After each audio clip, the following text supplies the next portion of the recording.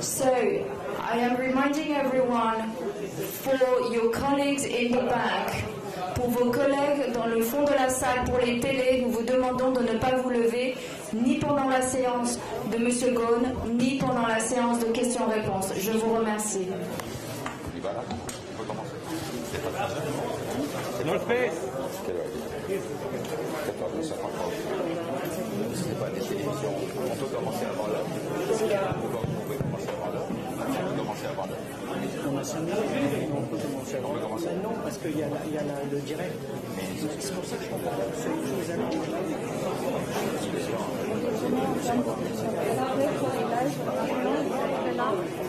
So we can keep this. Is everybody ready to go? Okay.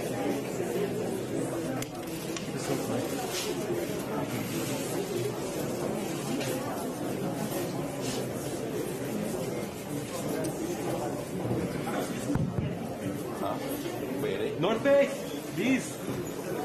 عن زئير. نحن لايف. Dire qu'on attend 5 minutes pour le direct. Vous voulez leur dire? Oui.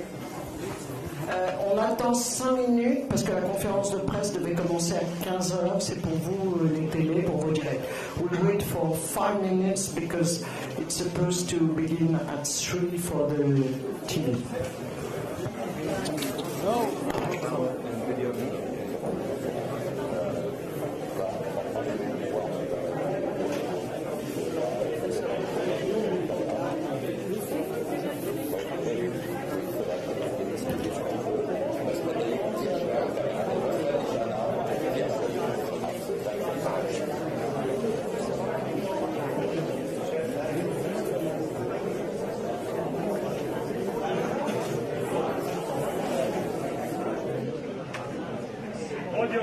Audio. Sound. Audio, please.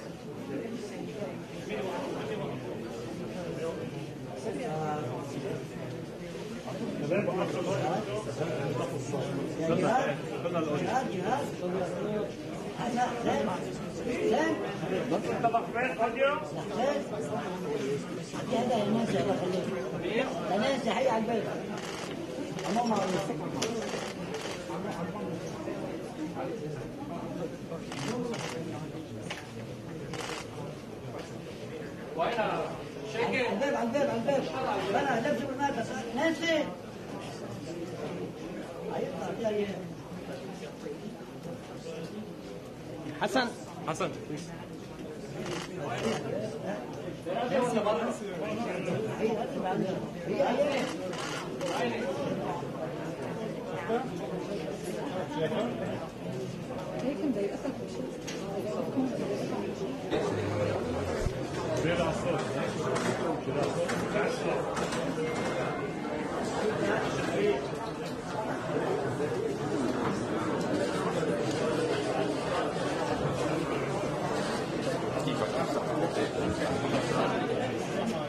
Please sit down.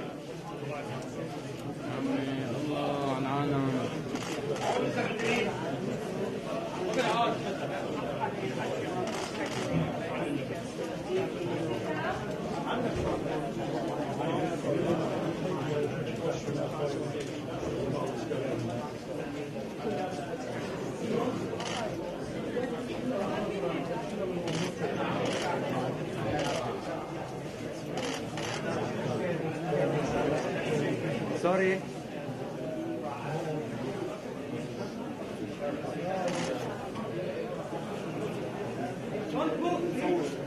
Sit.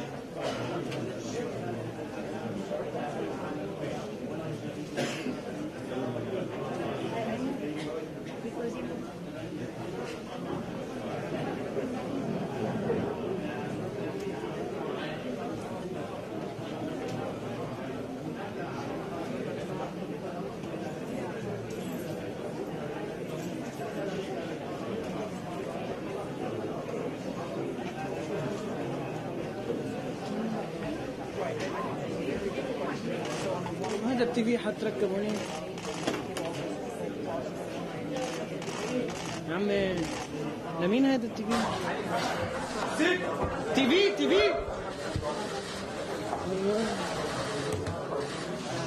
أهلا وسهلا بالجميع اللي لقوا الدعوة الكريمة لحتى يشوفوا صديقهم اللبناني اللي كل لبناني بيفتخر فيه. الأستاذ كارلوس غصن مش اسم عادي، اسم مميز. هالجماعة هدول اللي جايين، هاللبنانيين اللي شايفينهم هون، لأنه المؤمنين فيه ومؤمنين بأنه قضيته عادلة، أنه هو رجل صالح. واللي بيعرف تاريخه للأستاذ كارلوس بيستغرب شو اللي عم بيصير. صحيح أنه هو ولد في البرازيل، وأول شركة كان فيها شركة فرنسوية ميشلان، وانتقل من هناك على فرنسا، ومن رجع فات على شركة رينو مساعد مدير عام، بعدين صار مدير عام. بسنة 99 صار في مشكلة كبيرة كتير عند النيسان. النيسان كانت شركة مفلسة ما معهم مصاري، وعليهم 15 مليار دولار. راح هو كمدير كبير بشركة رينو وعمل اتفاق معهم واشتروا 30% من نيسان، ووعد انه خلال 4 سنوات رح يقدر هو يوفي الديون اللي عليها. ولكن الحمد لله قبل ب3 سنين كان وافي الدين اللي على نيسان. ما اكتفى بالنيسان بس، كمان جاب الميتسوبيشي، ومن هون كبرت الدنيا كلها.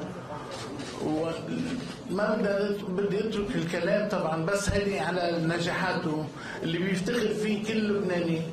وانا بحب اهلكم بهالموقع الجديد للنقابه اللي الله يرحمه ريمون نجار هو تبرع بهذا تأهيل هذا البناء.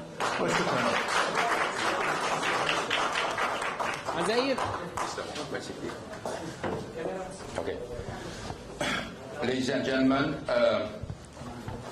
I want to thank you for taking the time to be here, with many of you traveling great distances to join me.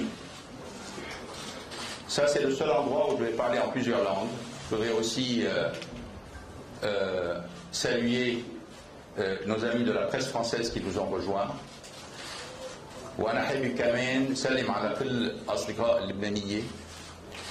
أنا اليوم فخور كون لبناني، لأنه إذا في بلد بالعالم وقف معي بهالصعوبات هو لبنان. As you can imagine, today is a very important day for me. One, that I have looked forward to every single day for more than 400 days, since I was brutally taken from my world as I knew it, ripped from my family, my friends, my communities, from Renault, Nissan, and Mitsubishi, and the 450,000 women and men who comprise those companies. I have not experienced a moment of freedom since November 19, 2018. It is impossible to express the depth of that deprivation and my profound appreciation to once again be able to be reunited with my family and loved ones. Today is also a poignant reminder of the day precisely 1 year ago when I appeared before many of you as well as a Japanese judge and prosecutors in Tokyo. I pleaded my innocence by I did so while constrained by handcuffs and bound by a leash around my waist, which was used to walk me into the courtroom.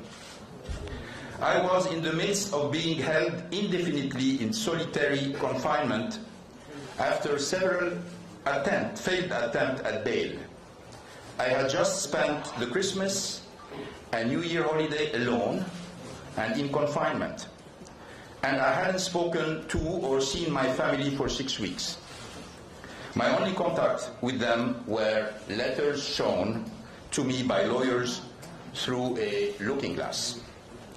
I had spent the previous months being interrogated for up to 8 hours a day without any lawyers present, without an understanding of what exactly I was being accused of, without access to the evidence that justify this travesty against my human rights and dignity.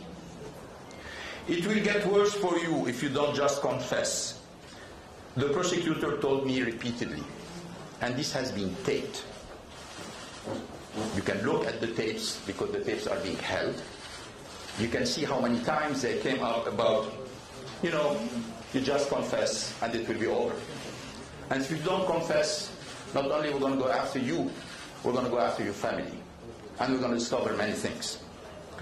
Every day I woke up on nights that I was able to sleep and to make a decision. Do I fight for my innocence or do I do as they say?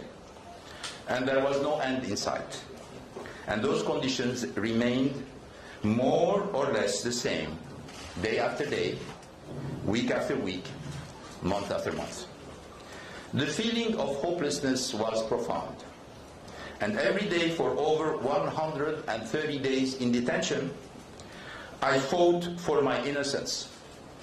When I was finally granted bail for the first time, and saw the opportunity to share with you all what I intend to share today, I was ruthlessly thrown back in solitary confinement within 24 hours, a confinement that flies in the face of global and United Nations standards of justice. This is why today is such an important occasion for me. I'm not here to talk about how I managed to leave Japan, although I can understand that you are interested in that. I'm here to talk about why I left. For the first time since this nightmare began, I can defend myself, speak freely, and answer your questions. It was very easy to beat on me why I was in prison. It was very, very easy to describe me the way I was described. Unfortunately, not only in Japan. But now I'm going to be able to speak with facts and data and evidence, and hopefully you will discover the truth, not as it has been travestied by the people who are accusing me, or the people who join this accusation, or the accomplices, not only in Japan but outside Japan. But the reality is very different, and hopefully today you're going to discover it with me. I'm not here to victimize myself. I'm here to shed light on a system that violates the most basic principles of humanity. I'm here to clear my name and to pronounce clearly and emphatically something that was interpreted as a heresy in the Japanese judicial system. These allegations are untrue, and I should have never been arrested in the first place. First, I would like to begin by expressing my profound gratitude to those who supported me during this unspeakable ordeal, in the face of a systematic campaign by a handful of malevolent actors to destroy my reputation and impugn my character. I'm grateful beyond words for the steadfast love and support of my family, my wife, Carol, my 4 children, my 3 sisters, my mother, Rose, Carol's children and family. They all endured unimaginable pain. They learned of my arrest and solitary confinement through the media. They were barred from seeing me or even speaking to me for months. They were targeted by relentless, shameless, baseless media attacks orchestrated by Japanese prosecutors, Nissan executives, and unfortunately many accomplices. I think of my supportive friends, as well as the numerous anonymous individuals who sent me letters of support while I was in the detention center of Kosuge. I think of the Lebanese authorities and citizens who never lost their faith in me. They showed the world that for a small country, Lebanese people have a big soul, they have a big heart, and a true sense of righteousness.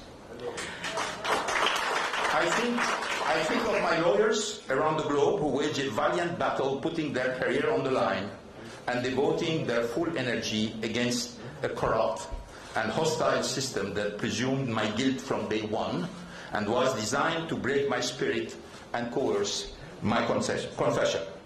I also want to thank the human rights and criminal justice advocates globally and particularly in Japan, who have fought tirelessly against insuperable odds to improve Japan's anachronistic and inhumane system of hostage justice. It is a system that is indifferent to the truth, indifferent to fairness and process, indifferent to fundamental civil liberties and accepted norms of justice. I also want to take a moment to mention Greg Kelly, an honorable man, husband and father, who was brutally torn from his word and his family on that November day, summoned to Tokyo under false pretenses by Harinada when he needed to stay home for an important surgery. Greg remains a victim of the Japanese hostage justice system with no trial date in sight 14 months after his arrest. While my plight has captured the headline, we and you cannot forget Greg's ordeal and the pain he and family endure each day at the hands of the Japanese system. He is being punished precisely because he is honorable and refused to participate in a suspicious pre-bargaining agreement alongside Harinada and Onuma and probably many others. Thanks to the systematic leaking of false information and distorted information, and the intentional withholding of exculpatory information by the prosecutor and by Nissan, I was presumed guilty before the eyes of the world and subject to a system whose only objective is to coerce confessions, secure guilty pleas without regard to the truth. I have come to learn that my unimaginable ordeal over the past 14 months is the result of a handful of unscrupulous, vindictive individuals at Nissan, at the Latam and Watkins law firm, with the support of the Tokyo Prosecutor Office. It is important for me to emphasize that I'm not above the law, and I welcome the opportunity for the truth to come out and to have my name vindicated and my reputation restored. I did not escape justice. I fled injustice and persecution, political persecution. Having endured more than 400 days of inhumane treatment in a system designed to break me and unwilling to provide me even minimal justice, I was left with no other choice but to protect myself and my family. It was a difficult decision and a risk one only takes if resigned to the impossibility of a fair trial. With the strings being pulled and manipulated by those dead set on securing a confession or a conviction whose only goal is to save face. The facts, the truth, justice are irrelevant to these individuals. This was the most difficult decision of my life. But let us not forget that I was facing a system where the conviction rate is 99.4%. And I will bet you that this number is much higher for the foreigners. The legitimacy of a justice system should not rest on its conviction rate, but instead on the confidence that it searches for and honors truth and dispenses fair and just outcomes. It is the prosecutors, aided and abetted by petty, vindictive and lawless individuals in government at Nissan and the Latam law firm, who have destroyed and are destroying Japan's reputation on the global stage. It is them who are fueling an archaic, manipulative, arbitrary side to an otherwise modern country. It is them who should be held accountable. The charges against me are baseless. Why do you think the prosecutors have leaked false information to the press against the Japanese law? Why have they intentionally concealed exculpatory evidence that support my innocence? We're going to see it. Why have they continually delayed the still undetermined, 13 months after, the still undetermined trial date, and extended relentlessly the investigation timeline? Why have they rearrested me and seized all my legal defense documents? Why were they so intent on preventing me from talking and holding a press conference where I would set forth the facts and my side of the story? Why have they spent 14 months trying to break my spirit, banning me from all contact with my wife, and surveying my every move? Let me, before going to your question, and I know you have many, try to give you some answer. And I'm going to follow particularly 5 topics. The first topic is why all of this happened. At the beginning, why all of this happened. The second is how did it happen. I'm going to tell you a little bit of what I've been through for 14 months. Third is we're going to come back to the 4 charges that the prosecutor had put on me. I'm going to explain to you the charges. We're going to also talk about all the charges that have been at the base of what I call the smear campaign, that the prosecutor didn't dare even put them in the accusation, but they are flying through the media with many fantasist interpretation, and unfortunately with some official position which are absolutely not rigorous on them. And finally, I'm going to do some words about the lines Renault and Nissan. Where are they today, 1 year later? What is the situation of these three entities 1 year later? And then I will let you answer all your questions. So let me start with the first item, which is why. Okay? If we say, okay, this is a plot, and this is something which has been organized, why? What are the reasons for this? Well, we have 2 reasons. There are probably many, but I'm going to give you the main one. The 2 main reasons for this to happen. The first one was the fact that Nissan performance unfortunately started to decline at the beginning of 2017. I will remind you that in October 2016, I have decided to remove myself from the operation of Nissan because I signed the deal with Mitsubishi, taking control of 34% of Mitsubishi, and Mitsubishi needed help. So I moved to Mitsubishi as chairman of the board, as future chairman of the board, to support Masuko-san into reviving this company. And I told Saikawa-san, okay, we're going to propose you as co-CEO. Yeah, but this is also something we should say. The CEOs are not named by their predecessor. They are named by the board. They are proposed by the predecessor, but it is the board decision. So when people say, oh, Monsieur Bolloré was named by Mr. Ghosn, wrong. Mr. Bolloré was named by the board. He was proposed by Carlos Ghosn, but he was named by the board. So when they say, oh, he was named by Mr. Ghosn, that means he has no legitimacy, it's dead wrong. It's not factual. The members of the board of Renault voted unanimously to nominate him as CEO. And 9 months later, that unanimously voted him down. That's the reality. So let's come back to our story about Saikawa. Nominated in October 2016, CEO of the company. I moved to Mitsubishi. I told him, now it's your turn. I promised that one day I will return this company after having been CEO for 17 years. After having been CEO for 17 years of a dead company in 1999. I left with him $20 billion in cash. A company which was profitable, which was growing, which was respected. A brand which was nowhere in 1999, which became one of the top 60 brands in the world. That's what I left with him. And then, you take care of it, now it's your turn. Let me help Mitsubishi, let me take care of Renault, and let me take care of the lines. Unfortunately, a CEO is here as long as he performs. I mean, I didn't stay 17 years head of Nissan because I was Carlos Ghosn. I was there only because I was performing. I was delivering growth, I was delivering profit, I was delivering cash flow, I was delivering dividends. That's our reason to be. Unfortunately, we started in 17 to see a decline in the performance of the company. Obviously, many tough discussions. In 2018, another decline, many tough discussions. But at the same time, he was the CEO and he was responsible for it. So he has to find a solution with his own team. So there was some nervousness in the ranks of the top management, and particular ranks in the top management, that at a certain point in time, patience will run out and change will come. That's number one.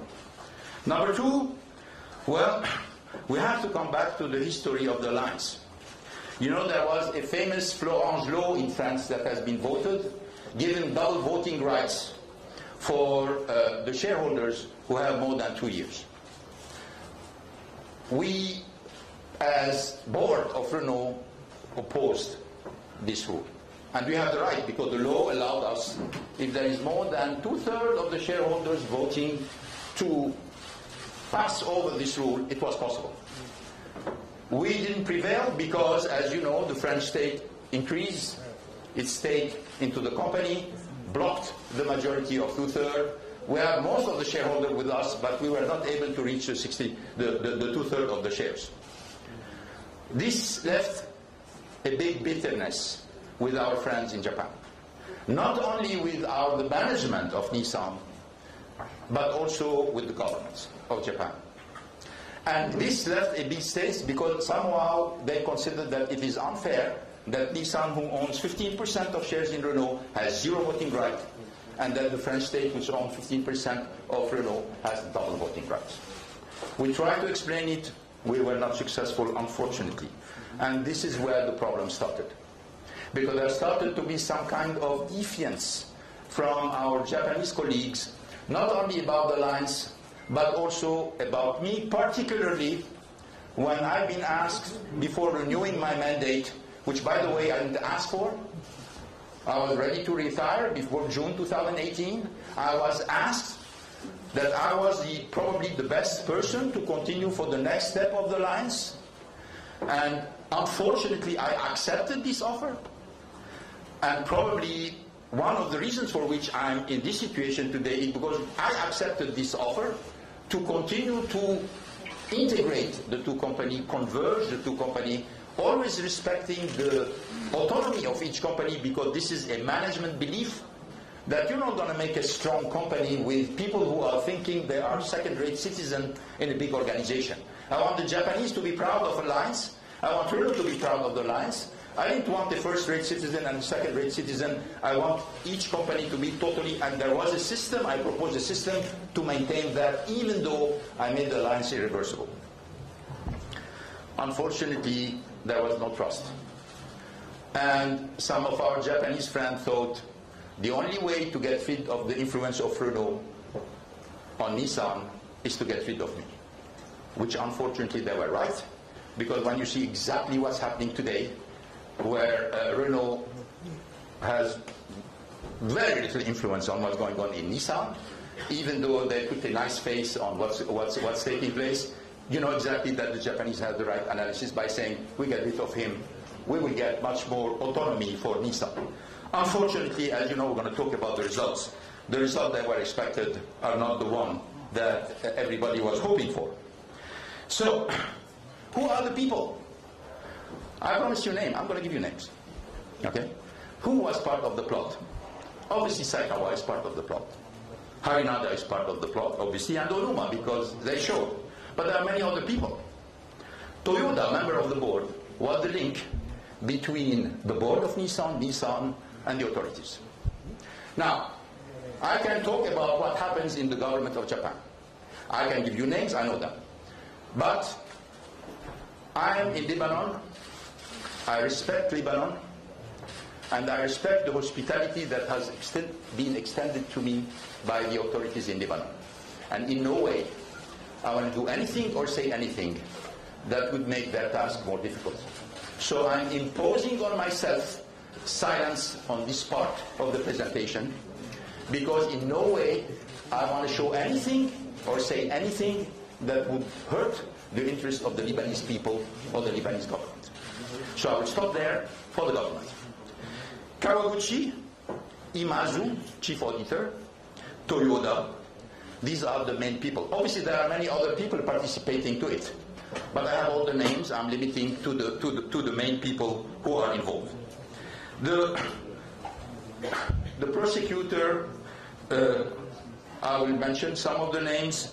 You're going to have the people who have been from all the sides of the fences, like the lawyer company LW that Nissan, that we were using in the past and continue to help Nissan, even though attacking some of the advice that they have given us when we were in charge, and now they are supporting the new team. So the story is very long, but I'm going to limit myself. How? Decline of the performance of Nissan, suspicion about the next step of the irreversibility of the lines. These are the two reasons for which this happened. How? I was arrested on November 19, 2018. I didn't suspect anything. And I didn't suspect anything because I was not anymore the CEO of the company, I was chairman. And now I delegate. Some people ask me, oh my God, Apin, you didn't look at this, you didn't mention this, you didn't suspect this. And it happened that it was a colleague, one of your colleagues from the US, and I say, you know, what happened in Pearl Harbor? Did you see Pearl Harbor happening? Did you see Pearl Harbor happening? Did you notice what happened in Pearl Harbor? You know, so you're telling me, you're asking me how did I notice? And I was not even in my country that something like this was being cooked against me. And you're telling me how did I notice? I didn't notice it. And I didn't notice it because it is true that when it's planned and it's confidential and it's secret, well, it happens. And you'll be surprised, and I was surprised. There was a stage arrest. I've been told, I didn't know, that the world was led to know that I was arrested in the airplane. Bullshit. I was arrested in the airport. I came down from the airplane, I was taken in a car, I arrived to the passport, they told me there's a problem with my visa, they took me in a small room, and this is where I found Seki, prosecutor, telling me, I'm from the prosecutor office, I need to talk to you, and since then say, you cannot use anymore your phone, and I know I was arrested, I understand what's going on. And because I was surprised, I told him, okay, can I at least give a phone call to Nissan to send a lawyer? But obviously I didn't know that Nissan was behind it. And it was all staged way before between the prosecutor and the company. This is the way it happened. And from there they took me to Kosuge detention center. It took 5 hours between my arrest and me finding myself into a tiny cell in Kosuge. The collusion between Nissan and the prosecutor is everywhere. The only people who don't see it, maybe, are the people in Japan. They don't see this collusion. And I've been told this is totally illegal. How can it be illegal? And at the same time, we have so many traces, so many hands on the wall, and nobody's talking about them. Well, you don't see if you don't want to see. But the collusion between Nissan and the prosecutors coming through witnesses who were in the headquarters of Nissan, who told me exactly what happened before I was arrested, all the preparation, all the visits, a lot of the meeting that took place between the prosecutors and Nissan, at least without counting officials. And I'm not going to talk about the officials, as I said. So I was sent to the prison, and the prosecutor told me, well, we're going to arrest you for under-reporting your compensation. I was shocked at the beginning. Frankly, I couldn't understand that. I said, what compensation? And he said, yeah, we are arresting you for under-reporting a compensation that was not paid to you. Second surprise. Okay, so we're talking about something which was not paid for you. Yes. And then something which didn't go to the board, which means that it did not decided. So I was arrested for a compensation that was not fixed, that was not decided, and that was not paid. This is the reason of my arrest. This is the reason of my arrest. Well, I can tell you that in many countries, there is no reason to arrest. It's certainly not a criminal case. It's certainly not even an offense. Give you a name you know very well. Tanaka-san, professor of corporate law, Tokyo University, consulted 3 weeks ago by my lawyers. They put everything, now that we have the documents, at least on the first charge from the prosecutor, again, 13 months after the arrest, we showed him everything. And we told him, Professor, please, tell us. He said, I'm quoting him, "It is a shame that Japan arrested Mr. Ghosn for this." So we asked him to write, and he's going to write.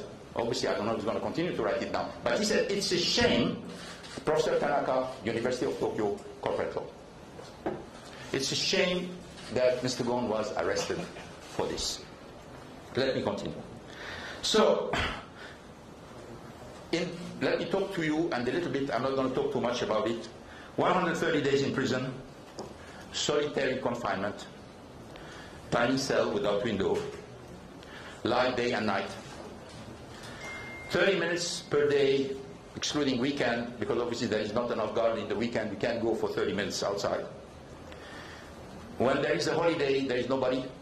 So you stay in your cell, you just get your food. For example, 6 days without any human contact during the New Year break. Shower twice a week. Try to ask to have more, they said no. Prescribed medication is forbidden. You can get only the medicine from the prison. Interrogated days and night. Can happen in the morning, in the afternoon, at night.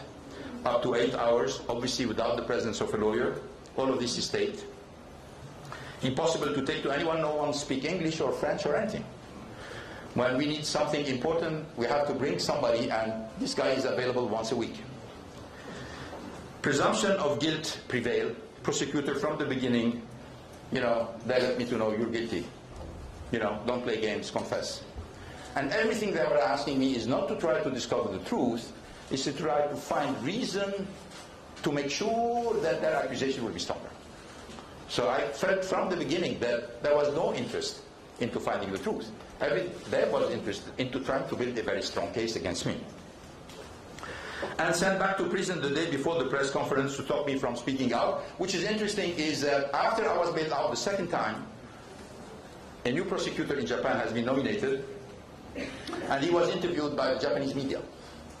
And Japanese media said, Mr. Prosecutor, why do you forbid Mr. Ghosn to talk to the press? He said, oh, no, we don't. We don't. He can't talk to the press. But we also can bring new charges. Which was a very simple message that, okay, yes, sure, he can talk to the press, but watch, and we can bring new charges. And they're very good at bringing charges, because as you know, yesterday, what a coincidence, yesterday, obviously they can't put me back in prison, but they put a warrant arrest for my wife, yesterday. On what? On declaration she made 9 months ago in front of the judge and with the prosecutor. And what is the reason? They said, oh, we suspect she said something which was wrong. 9 months later? You discovered this 9 months later? 1 day before this press conference? What a coincidence. What a coincidence. This is exactly the way it works. You talk, you go back to Kosuge. 9 months separated from my wife, without any motive. Carol has a lot of courage. After I've been arrested, she left the country. Prosecutor asked her, why are you leaving the country? Well, obviously, they took her passport, they were very threatening, they left her without a telephone, they got her computer, she was left alone in Tokyo without anything. She left because she was afraid. But then when they started to say, oh, she has something to hide, she came back. 4 days later, she flew back. They interrogated her in front of the court with the judge and the prosecutor. And then she left. And now they're issuing a warrant for false testimony 9 months later. Let me give you another example. The judge in charge of the bail condition, Hajime Shimada, we asked him 7 times to remove the ban over a period of 9 months. 7 times. And every time he took the time to think, nothing changed, huh? And then he came back by saying no. And why no? Because tampering of evidence. Tampering of evidence for Carol. But I was able to receive my sisters. I was able to receive my kids. I was able to receive my cousins, my friends. So if I was intending to tamper evidence, I could tamper evidence with anybody. Why Carol? Because they knew that by not allowing me to have a normal life, they were breaking me. And which is interesting is when we tell Shimada-san, you know, maybe they can meet from time to time under your control. And the question was very interesting. It was saying, why do they want to meet? And we say, okay, how about a Zoom, a conference? He said, what do they want to talk about? I felt like I was not a human anymore. I was something between a human, an animal, or an object. I mean, there is no feeling that a man and a woman who are married want to talk together, and I have to explain why I have to talk to my wife? They didn't care. And the answer, as you know, was no.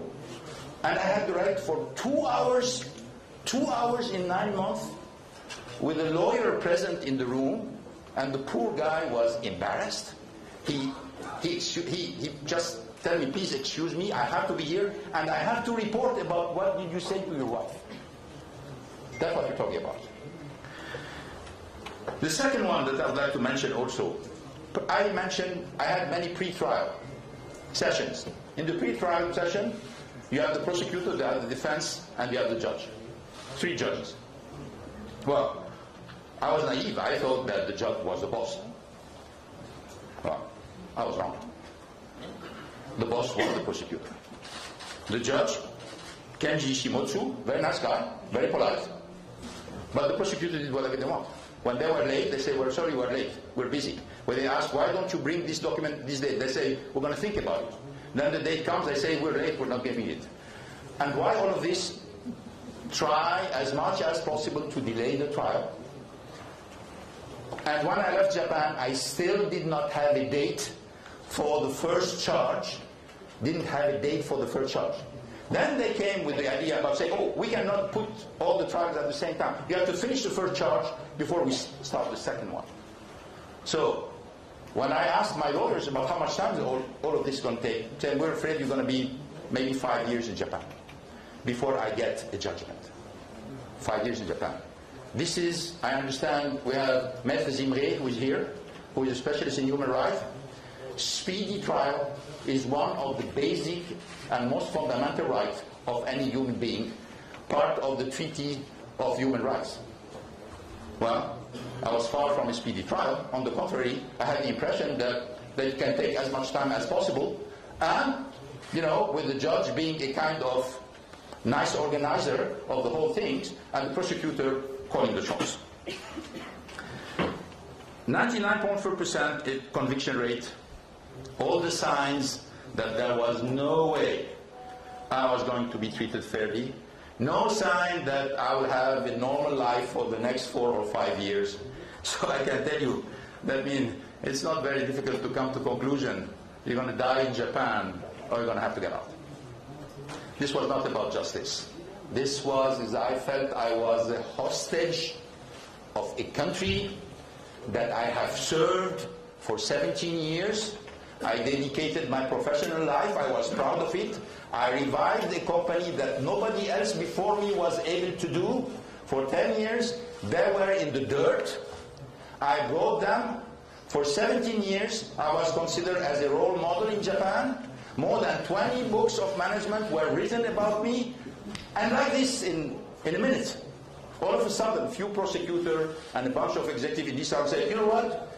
This guy is a cold, greedy dictator. That's what I said. Cold, greedy dictator. We filed motion to dismiss because of all the elements that the prosecutor violated. Obviously, this motion is still being analyzed. And then there is an endless search for new charges by the prosecutor. So in a certain way, you know, I think we have the list.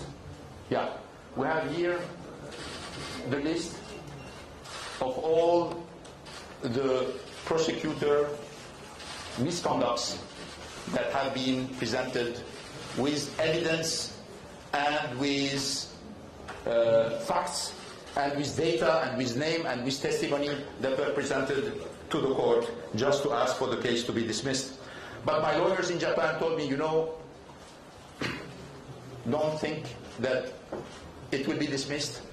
There is 0 case in Japan where whatever is the reason of dismissal, a case was dismissed. Some people were acquitted as part of the 0.6% left, but there is 0 case of dismissal. Let me go now to the accusation. The first accusation is the underreporting. This is the main accusation for which I was arrested. Again, amount of money not fixed, not decided, not paid. What's interesting also, I'm going to give you some interesting facts, is that Nissan pleaded guilty in Japan by saying, oh, we're sorry, we're going to provision 9 billion yen recently, and we're going to plead guilty in Japan. And they asked to pay a fine. Good citizen. The problem is that in Tennessee, where there is a lawsuit against them, they took the opposite position. Their lawyer said, well, we're not guilty, there is no reason, and this document is available for you. In Japan, we're guilty, that's what Nissan said. In Tennessee, they said, we're not guilty. So, this document is available, we're sublined.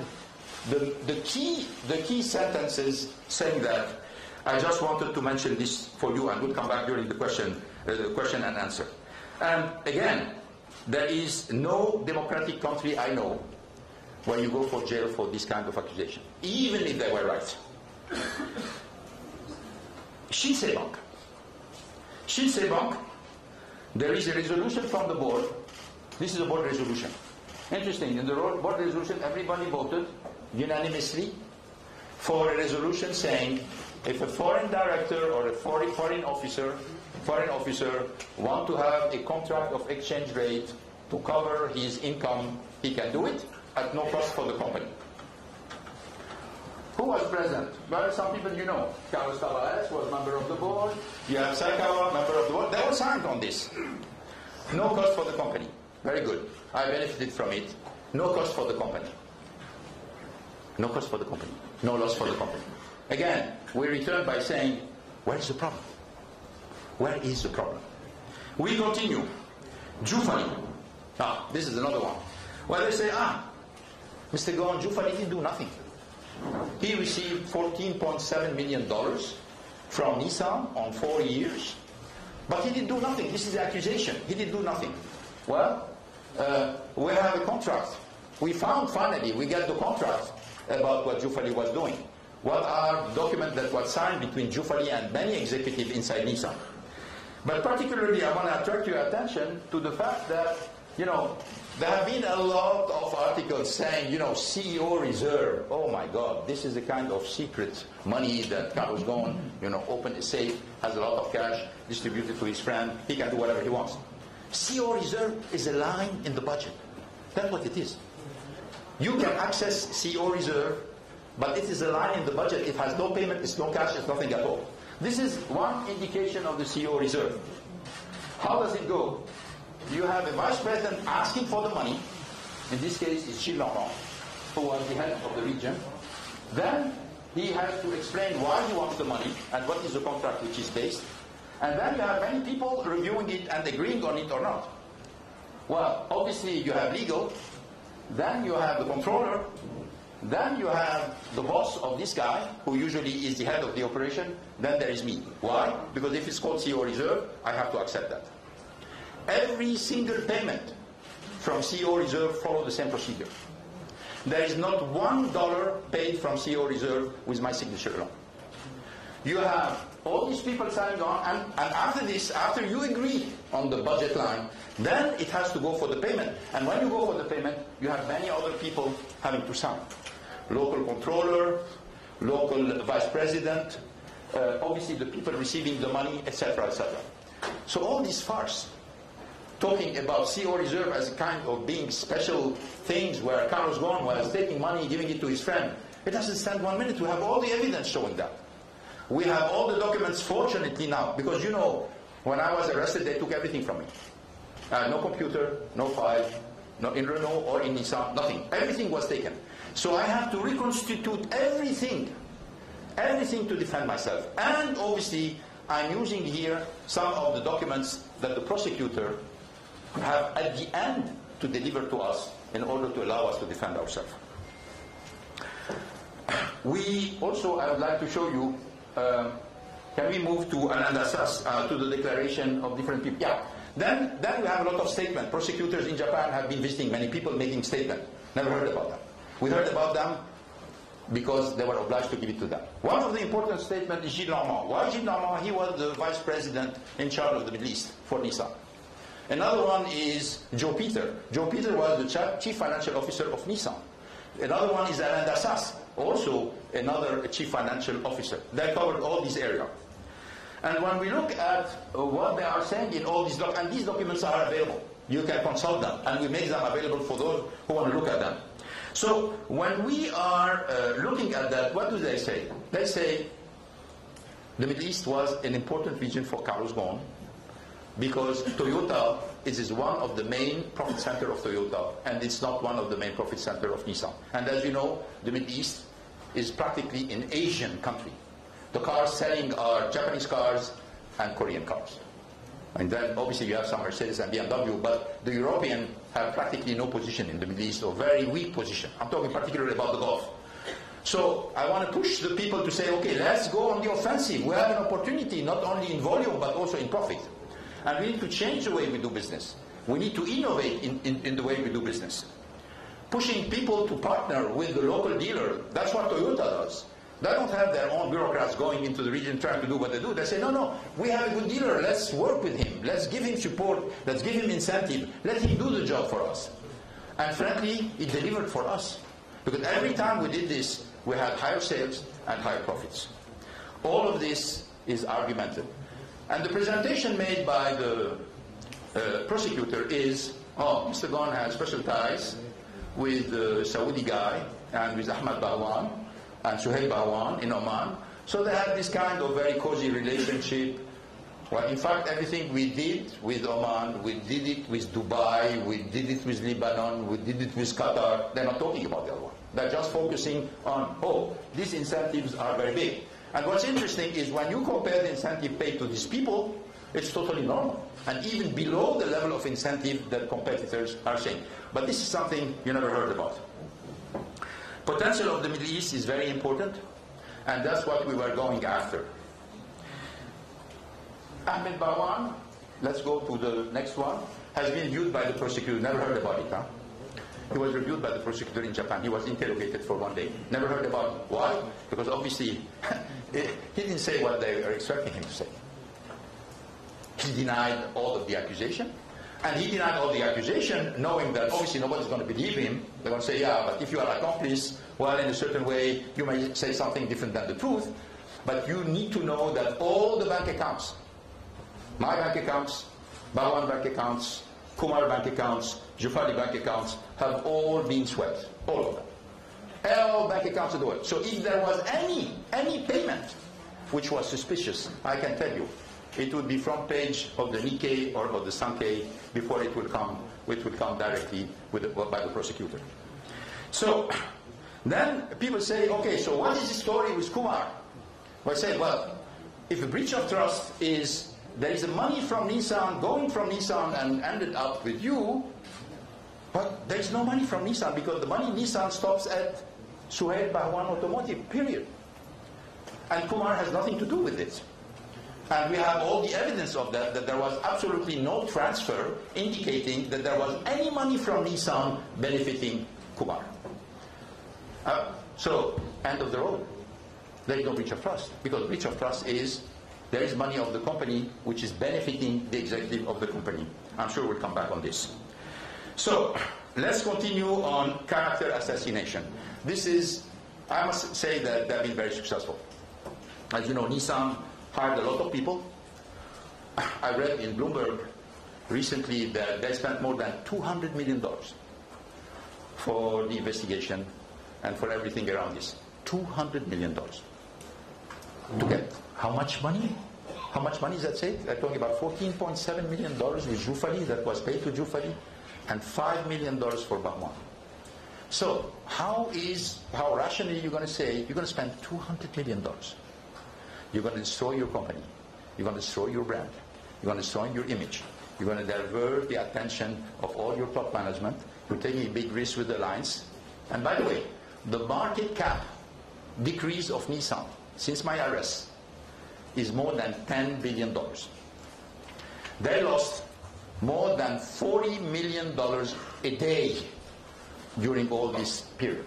By the way, Renault is not better because the market cap of Renault went down since my arrest by more than 5 billion euro, which means 20 million euro a day of quotation. 20 million euro a day. So when I hear a statement made by a French official saying, we need to concentrate on the 11 million euro of undefined expenses, I say, yes, sure.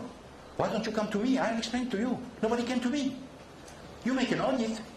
Well, the first person that should be, for the audit to be valid, the contradictory audit, you should come to the main person and ask him the question. If you're not convinced by the question, then it's fine.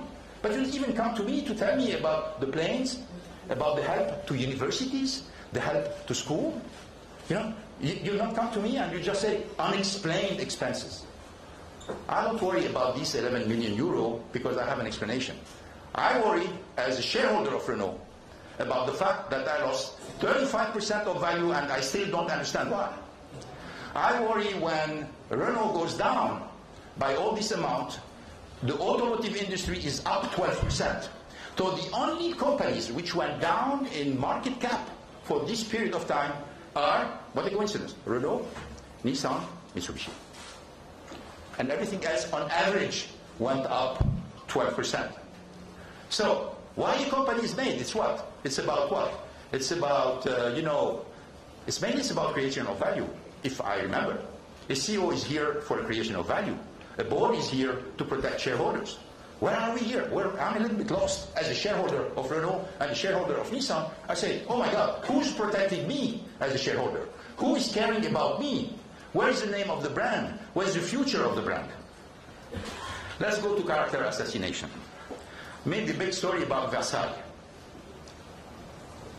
Versailles. Some people think I'm in prison because of Versailles. No, it's true. I mean, so people say, okay. First Versailles, first accusation, Mr. Ghosn, you make a 15 years anniversary of the alliance in Versailles. Yes, sure. Why Versailles? Versailles is not Louis XIV. Versailles is the most visited site in France. It's a symbol of the genius that France has. It's a symbol of the opening to the world. It's the symbol of the globalization of France. You talk about Versailles, any foreigner will come to Versailles. They're amazed by the beauty, by the attraction, by the gardens. That's why we saw Versailles. It's not because you want to mimic Louis XIV or you want to mimic Marie Antoinette. It's ridiculous. We made it and they say, oh, this was a party of birthday. We say, well, hey, I made a speech. Where is the speech? Speeches appear. All of a sudden I can get the speech I made, which was a corporate speech where I thank all the people for the support they given to the alliance. But people say, hey, but why the other executive of Renault and Nissan were not here? Well, it was not for the executive. We had a celebration with the executive, which was different. This was for the partners, and particularly with the foreign partners. If you invite somebody in France to go to Versailles, he doesn't care. But if you invite an American, a Chinese, a Japanese to go to Versailles, they all run. They all run. That's the reason of Versailles. But the suspicion is, this was a birthday party. Okay, character assassination. Second one. You have the unfortunate reservation of a room in Versailles. Can we have, yeah. This is the bill. Who took care? Let me tell you how it happened. We were big sponsors of Versailles. Why? Because you know that Versailles doesn't have enough money to maintain the building. So they go to large corporations. They came to me and said, Mr. Ghosn, can you help us? I said, fine, because the image of Versailles fits with the image of the lines, it fits with the image of Renault. Let's do it. I agree. So we supported many things in Versailles. We supported recently the fact that we have redone Le Salon de la Paix. It was in a situation which was, frankly, horrible. We paid more than 1 million euro. But hopefully it didn't come as a breach of trust that I'm using the money of the company for something in which Renault may not be interested. It didn't come. 1 million euro to redo the Salon de la Paix. So the image of Versailles is this one. So Catherine Pégard, who is the head of Versailles, told me, Mr. Ghosn, you're a big benefactor. You know, from time to time for our big friends, we can make rooms available. If you have a private party, we can make room available. I said, thank you very much. And then many months has passed. All of a sudden, I had the possibility for Carol's 50th birthday. She was telling me, okay, we need to have our friends coming from Lebanon and from the United States. I said, you know what, maybe Versailles can be an interesting place. I had this proposal from Pega. Called Pega, she said, no problem. We put somebody in charge, obviously we're not going to do it. This is a company, CMP.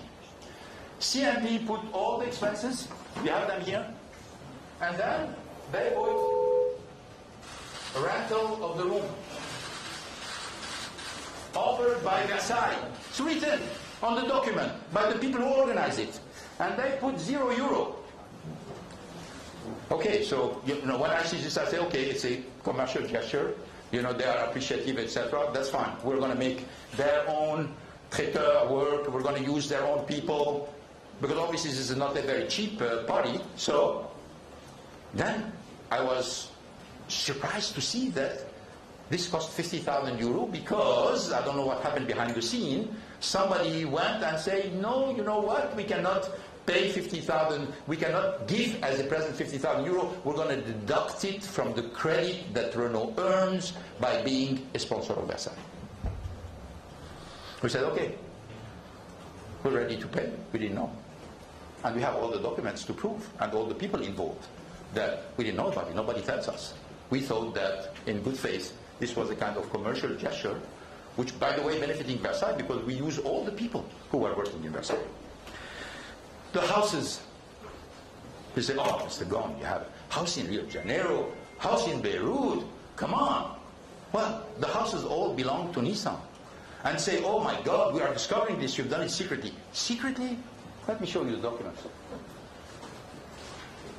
This is a document signed by the two representative directors of Nissan, Greg Kelly and Hiroto Saikawa, 2013. And what this document says, use of company residential accommodation, Rio de Janeiro, Brazil, Beirut, Lebanon. Use it. And they say also that as long as it's working for the company, and we are committing that these houses can be sold back to him at book value at the end. So when I hear that everybody was surprised and we were doing this hidden, I said, oh my God. I mean, what kind of document you want more than this, where you two representative directors plus legal, finance, treasury, the regional people who wrote this document? That means the whole thing doesn't make sense. Part of, by the way, this is not at all part of the charges, but this is part of the character assassination. The media jump on it. Let's continue. My sister Claudine, contract with my sister Claudine. They say, this also, they make a contract, she didn't do anything. Well, she didn't do anything.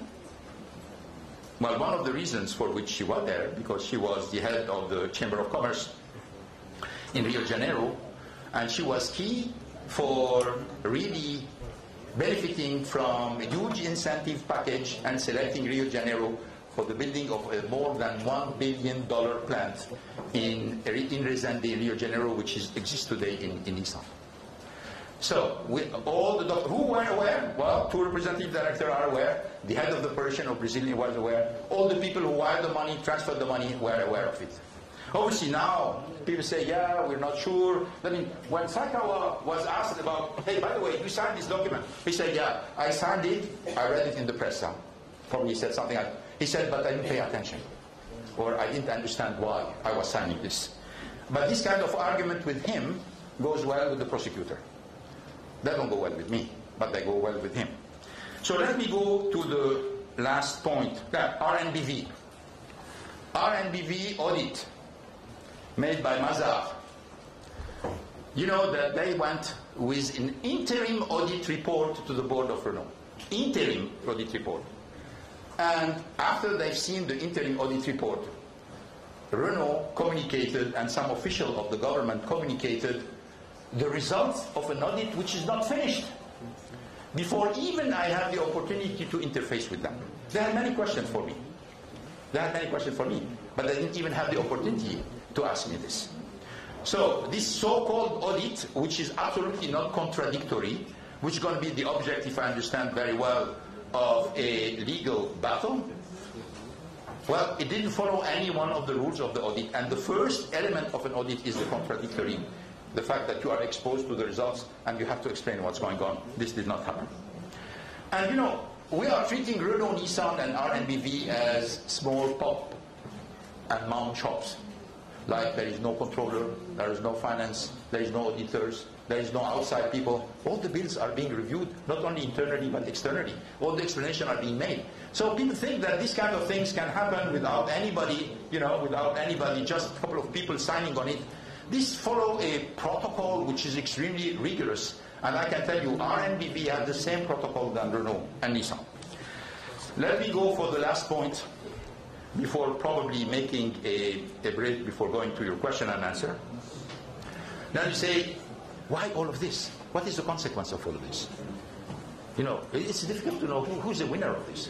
Who at the end of the day, who prevailed into this? Well, in 2017, the Alliance was the #1 automotive group, with 3 companies, Renault, Nissan, and Mitsubishi, growing, profitable, with a clear vision for the future, strategy, bold strategy, and you know very well that we were preparing to add Fiat Chrysler to the group because I was negotiating with John Elkann for Fiat Chrysler to join. So we had the strategy, we know where we were going, we know how the synergies work. This was the situation in 2017. We look today, well, frankly, there is no more alliance. But if somebody said, oh, why you guys are together? Because it looks like all the decisions are made are consensual. Well, I've been managing this entity for 17 years. I can tell you, consensus doesn't work. It doesn't work. You have to make sure that you force people to go for synergies. You make sure that they adhere to the synergies. You spend time to explain to them why the synergies are important. If you leave them to themselves and you say it's consensual, nothing happens. And by the way, we saw it in the results of the companies. So, 3 companies, Alliance disappeared, no longer works. And the 3 companies, the growth has disappeared, profits are down. I'm finding a hard time to see any strategic direction. No more technological innovation coming, and no more. And on top of this, the line missed the unmissable, which is Fiat Chrysler. Didn't go with the lines, they go with PSA. But it's unbelievable. How can you lose that? How can you lose this huge opportunity to become the dominant player in this industry by developing ties with people who were eager to join you, who were totally complementary to the alliance? Obviously, you're going to have 15 explanations telling you, you know what, it's because of Ghosn, because, you know, this and that and that. Everything is on me now, okay? But it is unbelievable that this didn't happen. It's unbelievable. So, what I would like to say is, this is not a common case where we say, oh, Mr. Ghosn, you know what, you know, he didn't, and the media, sometimes they say he didn't pay taxes, no taxes involved, you know, he hidden compensation. When I tell people I didn't receive any compensation, they're surprised. But the whole story has been put in a way to lead people to think something which is different from the reality. Okay? And I must admit, they're very good at it. This is probably the only way. This is the only thing on which they're good. Because on everything else, which is a raison sociale of a car maker, is to make good cars, sell a lot of them, develop the technology, see the car of the future, make a profit, make cash, pay a good dividend, and increase the shareholder. Yeah, they said, we want to turn the Ghosn page. Well, they've been very successful. They turned the Ghosn page. They turned the Ghosn page because there is no more growth, there is no more increase of profit, there is no more strategic initiatives, there is no more technology, and there is no more alliance. What we see today is a masquerade of an alliance that obviously with all the people who are involved is not going to go anywhere. So that's why I'm telling you this is political. This is political. There is a lot of tentative to present it as a, you know, common case of somebody who has crossed boundaries. No, there is no crossing of boundaries. I am innocent of all the charges, all of them. And I can prove it now because I start to have a lot of documents, and there are many more documents to come. And that's what I wanted to say today. I left Japan because I wanted justice. That's why I left Japan. I didn't run from justice. I want justice. Because justice is the only way I'm going to establish my reputation, and the only way what I've done during my life is going to be recognized to its value. And if I don't get it in Japan, I'm going to get it somewhere else. Thank you for your attention. And now let me, before we make the break, just final point, particularly for our Japanese friend. I was painted in the media in Japan cold, greedy dictator. That's it. Everything is cold, greedy dictator. Cold, saying he doesn't like Japan, he doesn't like Japanese, he's a kind of mercenary here for the money. It's wrong. I like Japan. I like the people in Japan. I can tell you that for the many months where I was on bail, I was walking everywhere in Tokyo alone. I had no bodyguard. I went to restaurants, I went to movie, and people were greeting me. They were telling me, "Gambate kudasai, Ghosn." They were saying, "We're sorry about happening to you. We hope you continue to love Japan." This is the people on the street. Because the people on the street do not think 1 second that after celebrating this guy Jin, for 17 years, all of a sudden he became a villain. They don't understand it, they don't believe it, they don't even understand the accusation. So, and when they say I don't love Japan, let's make some history, a little bit of history. I revived Nissan. I went back, we crossed the financial crisis together. When the tsunami hit Japan, I was the first foreigner to come back to Japan, if you remember. I was the first one. Because it happened that I was in France on the executive committee. I was the first foreigner to come back in Japan when everybody was leaving Japan. And I was the first one to dare go into Iwaki plant, which was near Fukushima. Because in Fukushima, if you remember, you had the nuclear leaks. And nobody dared to go to Iwaki because of the nuclear leaks. I had to go by myself and call the suppliers and call the employees to say, we're going to rebuild the plant together. I have my kids in Japan, educated in Japan. I lived in Japan. I refused to abandon Nissan only because I cared about the country and they cared about the company. So I'm asking one question. I'm not cold toward Japan. I love Japan. Why Japan is paying me with evil for the good I think I've done to the country? I don't understand that. I profoundly don't understand that. Because I know Japanese people are not like this. The second thing is they're greedy. They say, I'm greedy. I'm greedy. In 2009, Steve Ratner, who was Obama cards up, General Motors was down, Chrysler was down, he came to me and said, I talked to the president, we want you to become the CEO of General Motors. He has written this in his book, so I'm not telling you stories. You can look at the book. And he was offering me a pay which was double my pay. I said, you know what? I understand your offer is very attractive, but a captain of a ship doesn't leave the ship when the ship is in difficulty. This is not a greedy guy talking. A greedy guy would say, sorry guys, this is business, I'm going to go for my own interest, and frankly, I made a mistake. I recognize it today. I should have offered, I should have accepted the offer, but I had my beliefs, and I followed my beliefs. Then, so, this is about greedy. The third thing is about dictator. Well, they discovered I'm a dictator in 2018. For 2007, for 17 years I'm a CEO of the company. I had 20 books. You have so many professors coming. I have so many cases in Harvard, Stanford, INSEAD, HEC, Waseda, Keio, all of them coming, all the professors analyzing this. Nobody discovered I was a dictator. All these people who have made the analysis have made all the cases. Nobody had a doubt that I was a dictator. This whole thing, which was very elegantly fabricated, imposed on the Japanese public. But you know what? The public did not react in function of what they said. Because I told you, I didn't have a bodyguard. I walked in Japan all the time, by myself or one of my kids. We have never been bothered by anybody. We have always been received very well in all the restaurants and the places that we have visited.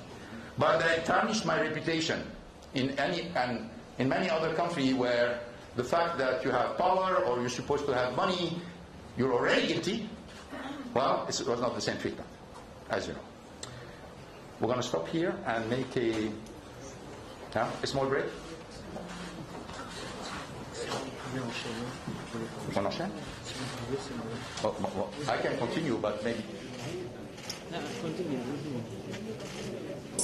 We're just going to do a break for those who want audio translations. We're going to provide some audio translation. So please ask for it because Mr. Ghosn will be answering questions asked in Arabic, questions in English, and questions in French, Thank you very much. And question in Portuguese,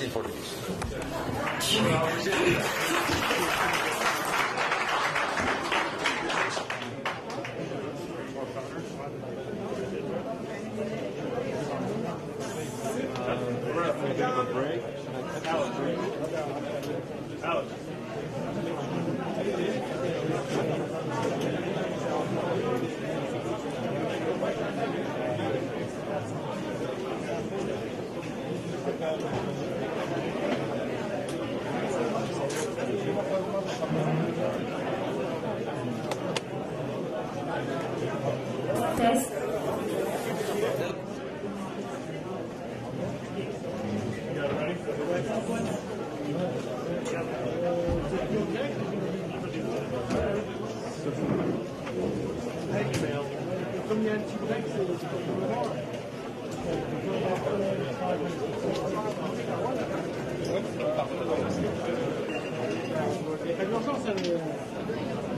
Did it hold up all that around? Yeah.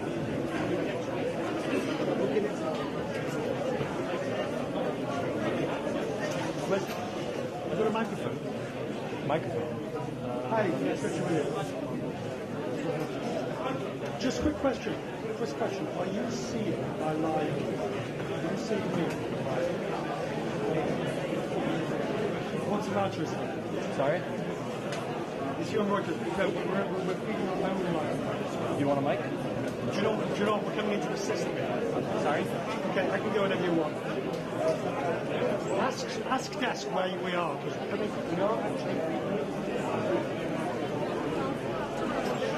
Okay, fine.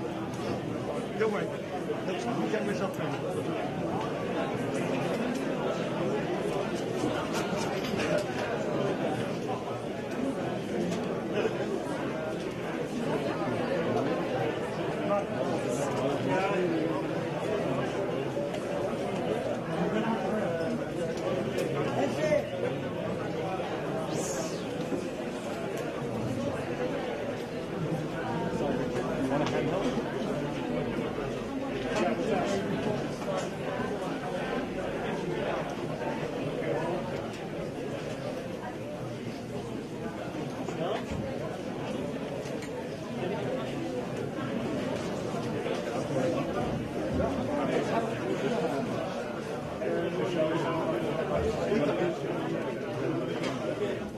Yes, I can hear me?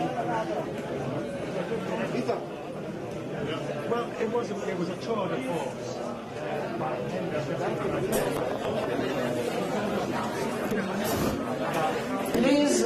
Please, if you want to go on with the press conference, sit down. Please sit down, the photograph out of the room.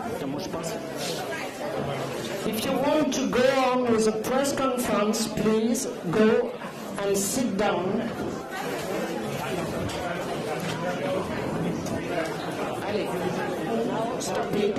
Allez, hop, on va s'asseoir. S'asseoir, ça va être une organisation.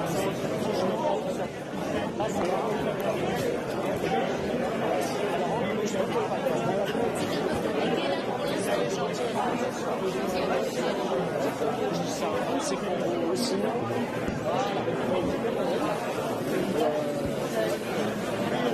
Okay, we shall begin. We shall start.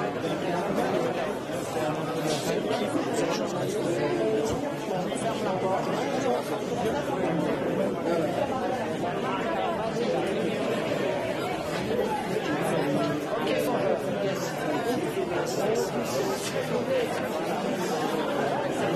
Excuse me.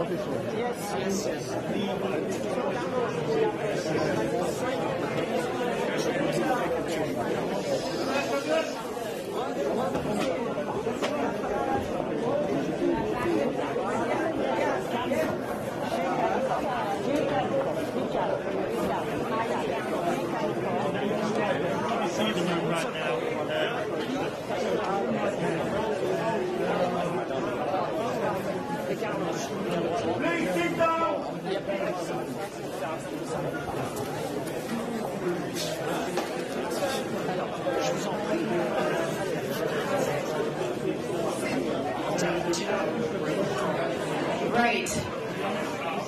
Ladies and gentlemen, please. We're going to close the door first. We're now closing the door for those who are outside.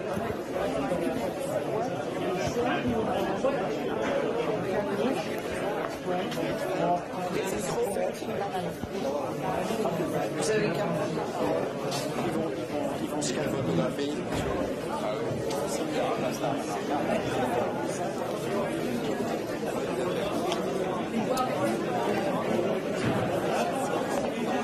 Please, the press conference is beginning to start. First question.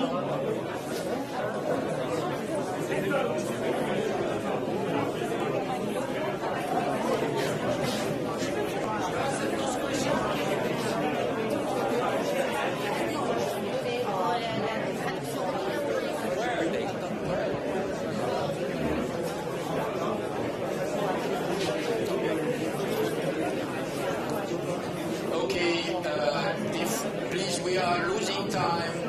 We are losing time. If you can sit down so I can answer as many questions as possible.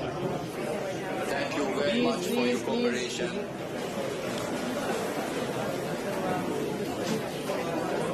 Thank you. Merci beaucoup. يسلموا ايديكم يا شباب بس اذا بتساعدونا بس يلا مش الحبيب يلا we're going to try okay please if we can have a little bit of calm and shut down the door. Okay, what we're going to try to do is go by region. I don't want to have all the questions from Japan or so we have the Lebanese here. Where are the Lebanese? Everywhere. Please sit down. Okay. Please sit down. Where is Japan? Japan is here. Very good.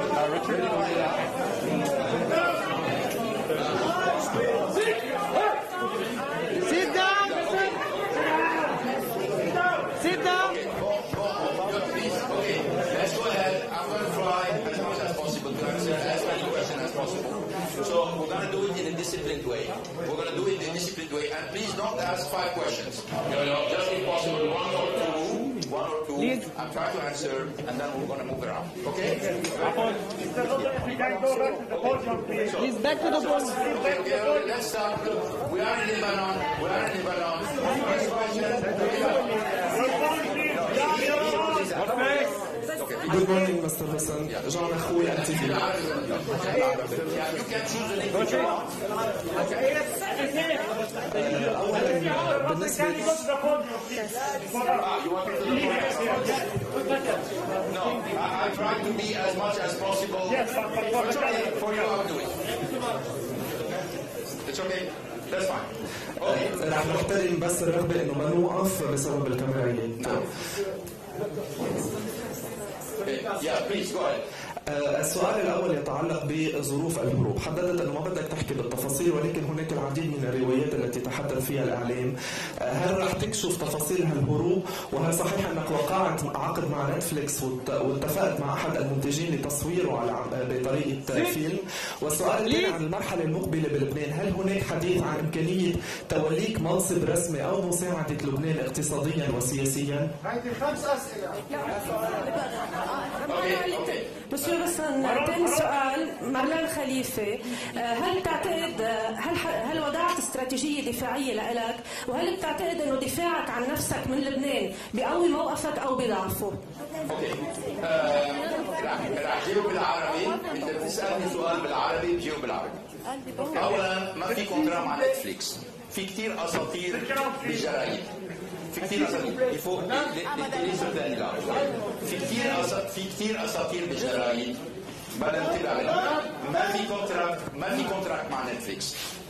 ثانيا انا مش رح احكي عن كيف طلعت من اليابان، لانه مثل ما بتعرف رح اعرض كذا شخص الى مشاكل مهمه. يعني ما بقدر كمان الناس اللي ساعدوني ابرم ظهري طالما انا برا اليابان، ما بقدر، لازم احترمهم. مشان هيك ما عم بحكي، مش انه ما عم بحكي لانه عم خبي شيء، ما بحكي لانه بدي دافع عن الناس اللي ساعدوني. وما في كونتراكت مع نتفليكس. هلا اذا شي يوم من الايام رح تعرفوا الحقيقه، انتم رح تقولوها الحقيقه، مش ناطريني. يعني انتم عم تعملوا الانكيت وانتم عم تعرفوا شو عم بيصير، وانتم رح توصلوا على الحقيقه بلا ما انا احكي. هلا معقولة انا يوم من الايام بعد 20 سنه لكم مضبوط اما غلط، بس مش رح احكي عن كيف ضرب اليابان. اوكي؟ Monsieur Wilson, c'est avec moi. Monsieur Wilson. لحظة Monsieur Wilson, micro معي. Madame.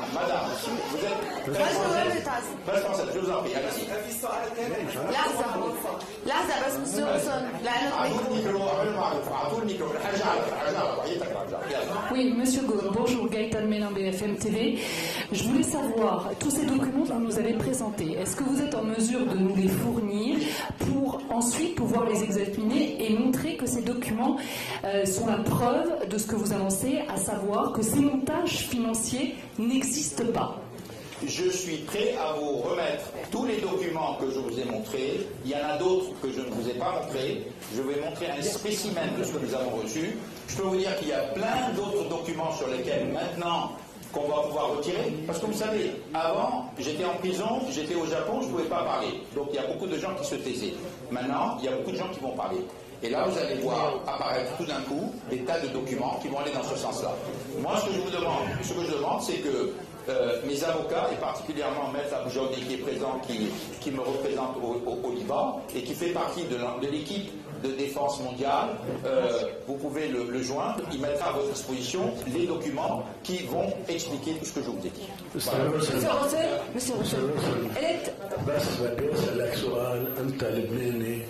وعندك خبرة فظيعة ونجحت بحياتك وخدمت كل هالعالم اللي عندهم أزمات اقتصادية كبيرة. لبنان اليوم عم بيعيش أكبر أزمة بتاريخه اقتصادية. أنت بتقدر تعطي لبنان من خبرتك لحتى ينجح ويخلص. أنا ماني رجل سياسي. أنا ماني رجل سياسي ولا عندي أي طموح سياسي، بس بدي أعرف. بس إذا مين ما كان طلب مني انه انا حط خبرتي تخدم البلد انا مستعد.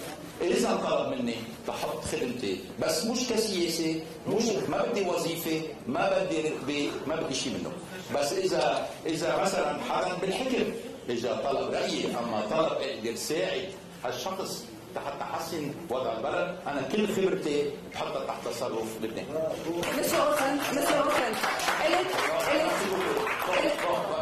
لا C'est qui ça? موناليزا نهار. قلت بكلامك انه اليابان حست انه الشغله الوحيده اللي تخلص او الطريقه الوحيده اللي تخلص نيسان من نفوذ رينو هي انه تتخلص من كارلوس غوسن. شو كان موقف الحكومه الفرنسيه، يعني كيف تعتبر تعامل الحكومه الفرنسيه مع محنتك بين توقيفك باليابان؟ الحكومة الفرنسية عم بتقول انه هي عم بتجرب تحسن العلاقات مع اليابانيين، ومشان هيك ما عم تعمل اي خطوة حتى تتبين انه عم تتحدى اليابانية. اوكي؟ هذا الموقف الحكومة الفرنسية مثل ما بفهم. لا اوكي. So Brazil do Brazil. Roberto. O senhor tem muitos amigos no Brasil, foi presidente da Michelin lá, é amigo do ministro Paulo Guedes. A sua mãe mora no Brasil, suas irmãs moram no Brasil. Eu lhe pergunto, o governo brasileiro lhe tratou bem? Eu soube que o presidente Bolsonaro ligou para sua irmã.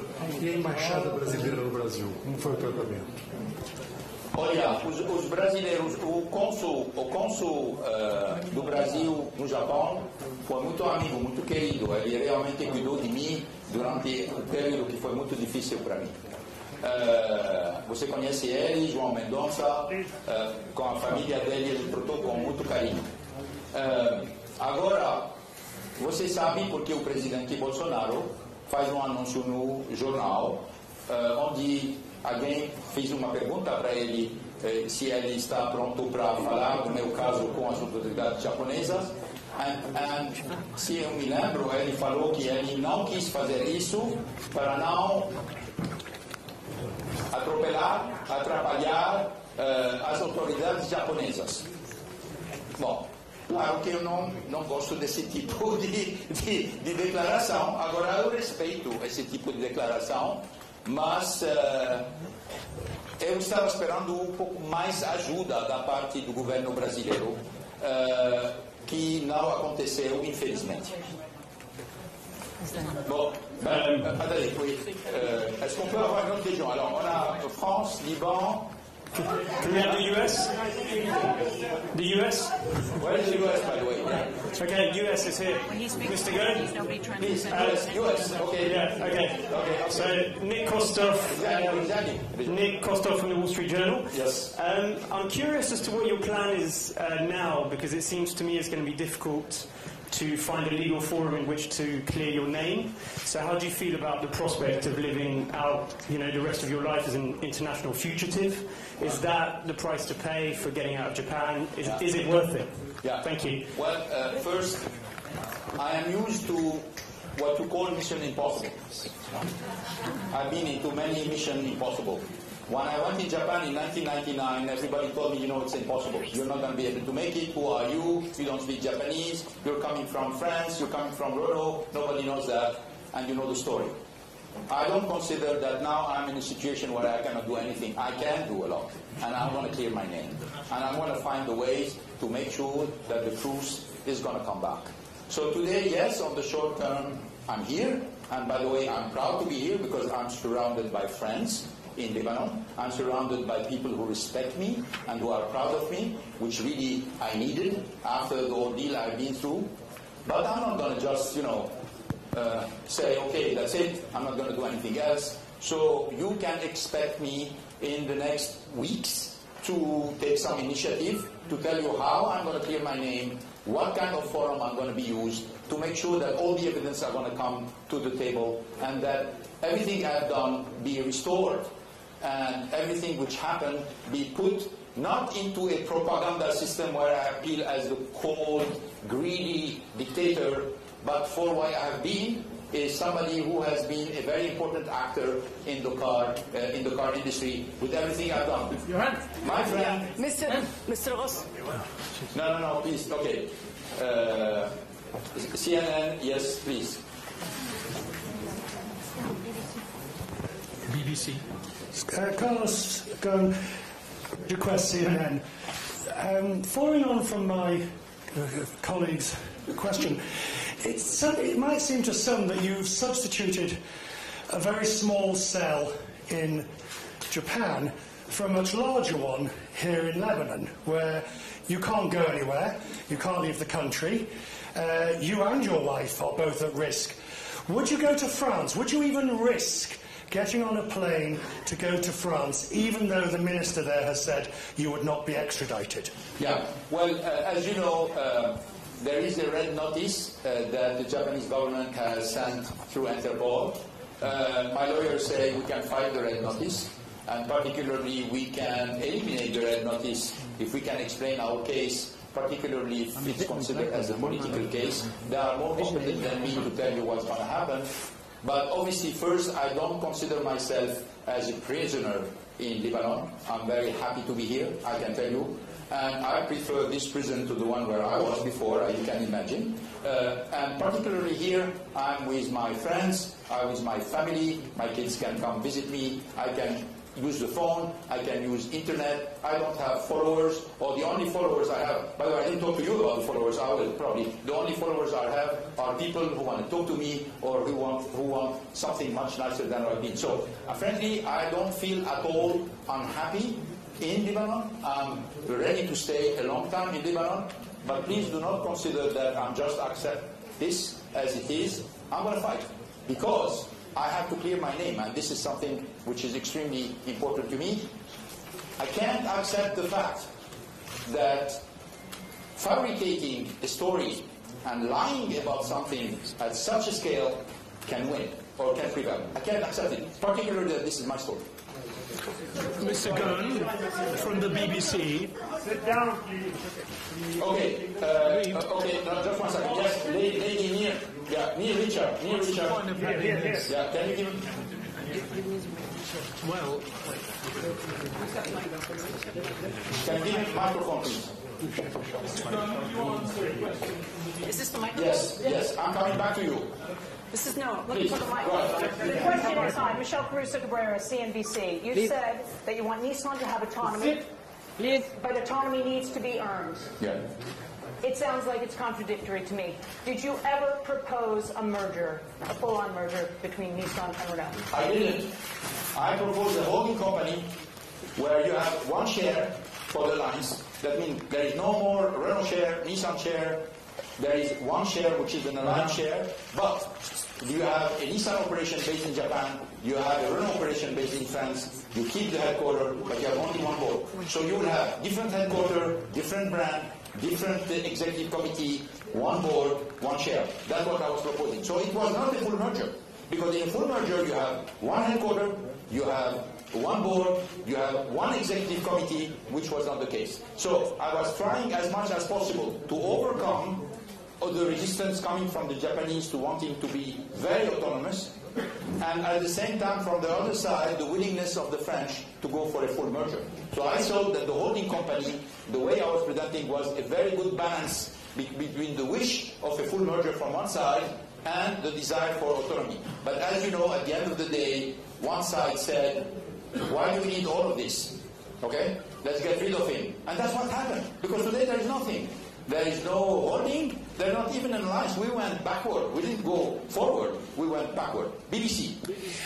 Mr. Ghosn, John Simpson from the BBC. Two questions, if I may.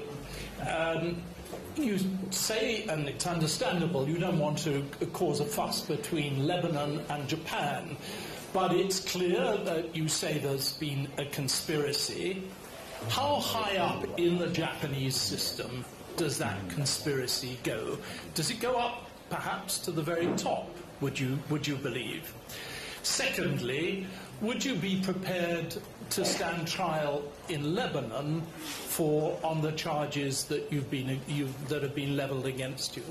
Okay, so on the first question, I mean, if you were not saying that you were from the BBC, from the two questions you asked, I would have guessed. You know. So for the first question, you said, I don't personally think that the top level was involved. If this is your question, I don't think. If you're talking about Abe-san, I don't think Abe-san was involved.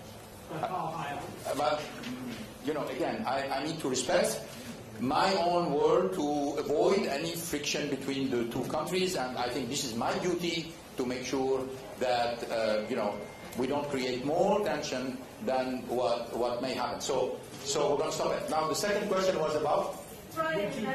Yeah. No, I would be ready to stand trial anywhere where I think I can have a fair trial.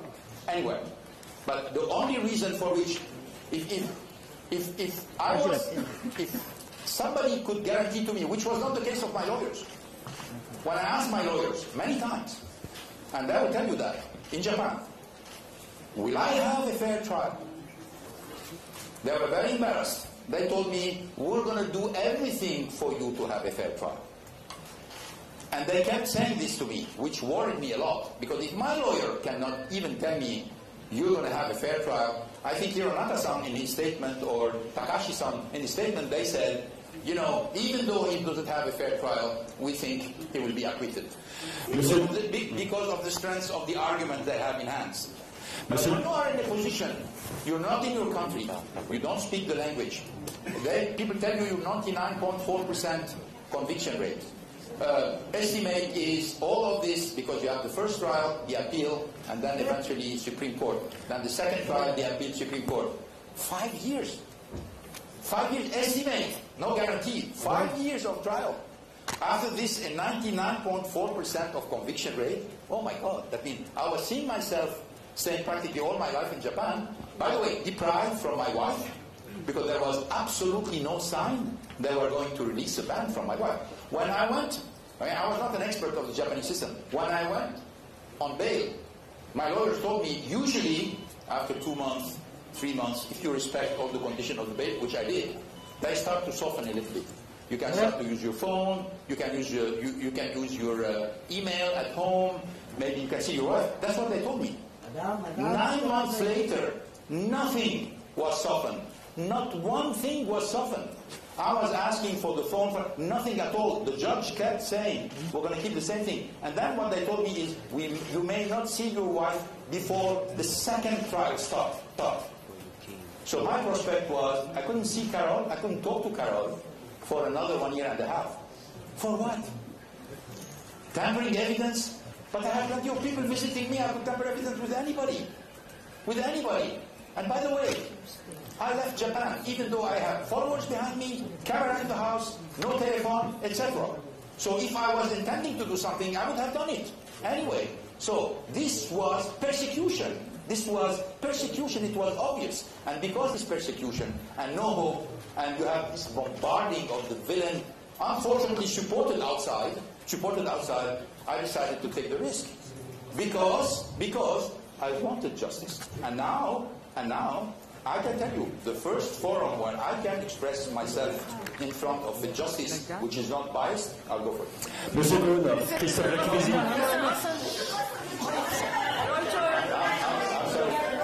Guys, we are losing a lot of time. We're losing a lot of time. Okay. Question. Japan. No. You see, Japan. Why you choose Lebanon, not France? Do you want your child to be in Lebanon because it's more easier for you? I'm coming from Arab. Ma'am, I don't know if it's easier or more difficult or anything else. Why you choose Lebanon? Well, I choose Lebanon because I'm Lebanese. I could have chosen. I'm Brazilian also. I could have chosen Brazil. I can choose France. But I choose Lebanon for consideration which are more logistical than anything else. Okay. Yeah. Okay. Let's go here. Yeah. Please go ahead. Can I go ahead? From Reuters. I just want to ask you, the Japanese prosecutors are still saying and pushing for you to be extradited. Do you have assurances from the Lebanese president and government that you won't be extradited and you're safe in Lebanon? No, I have no assurance of anybody, but I think there are precedents and there are laws, and I trust that the laws existing in Lebanon will be implemented. I have no reason to doubt that. So here I'm confident that the existing practices and the laws will be respected in Lebanon, and I think this is what I heard from all the officials in Lebanon. So now, Japan, question to Japan? Japanese question, please, go ahead.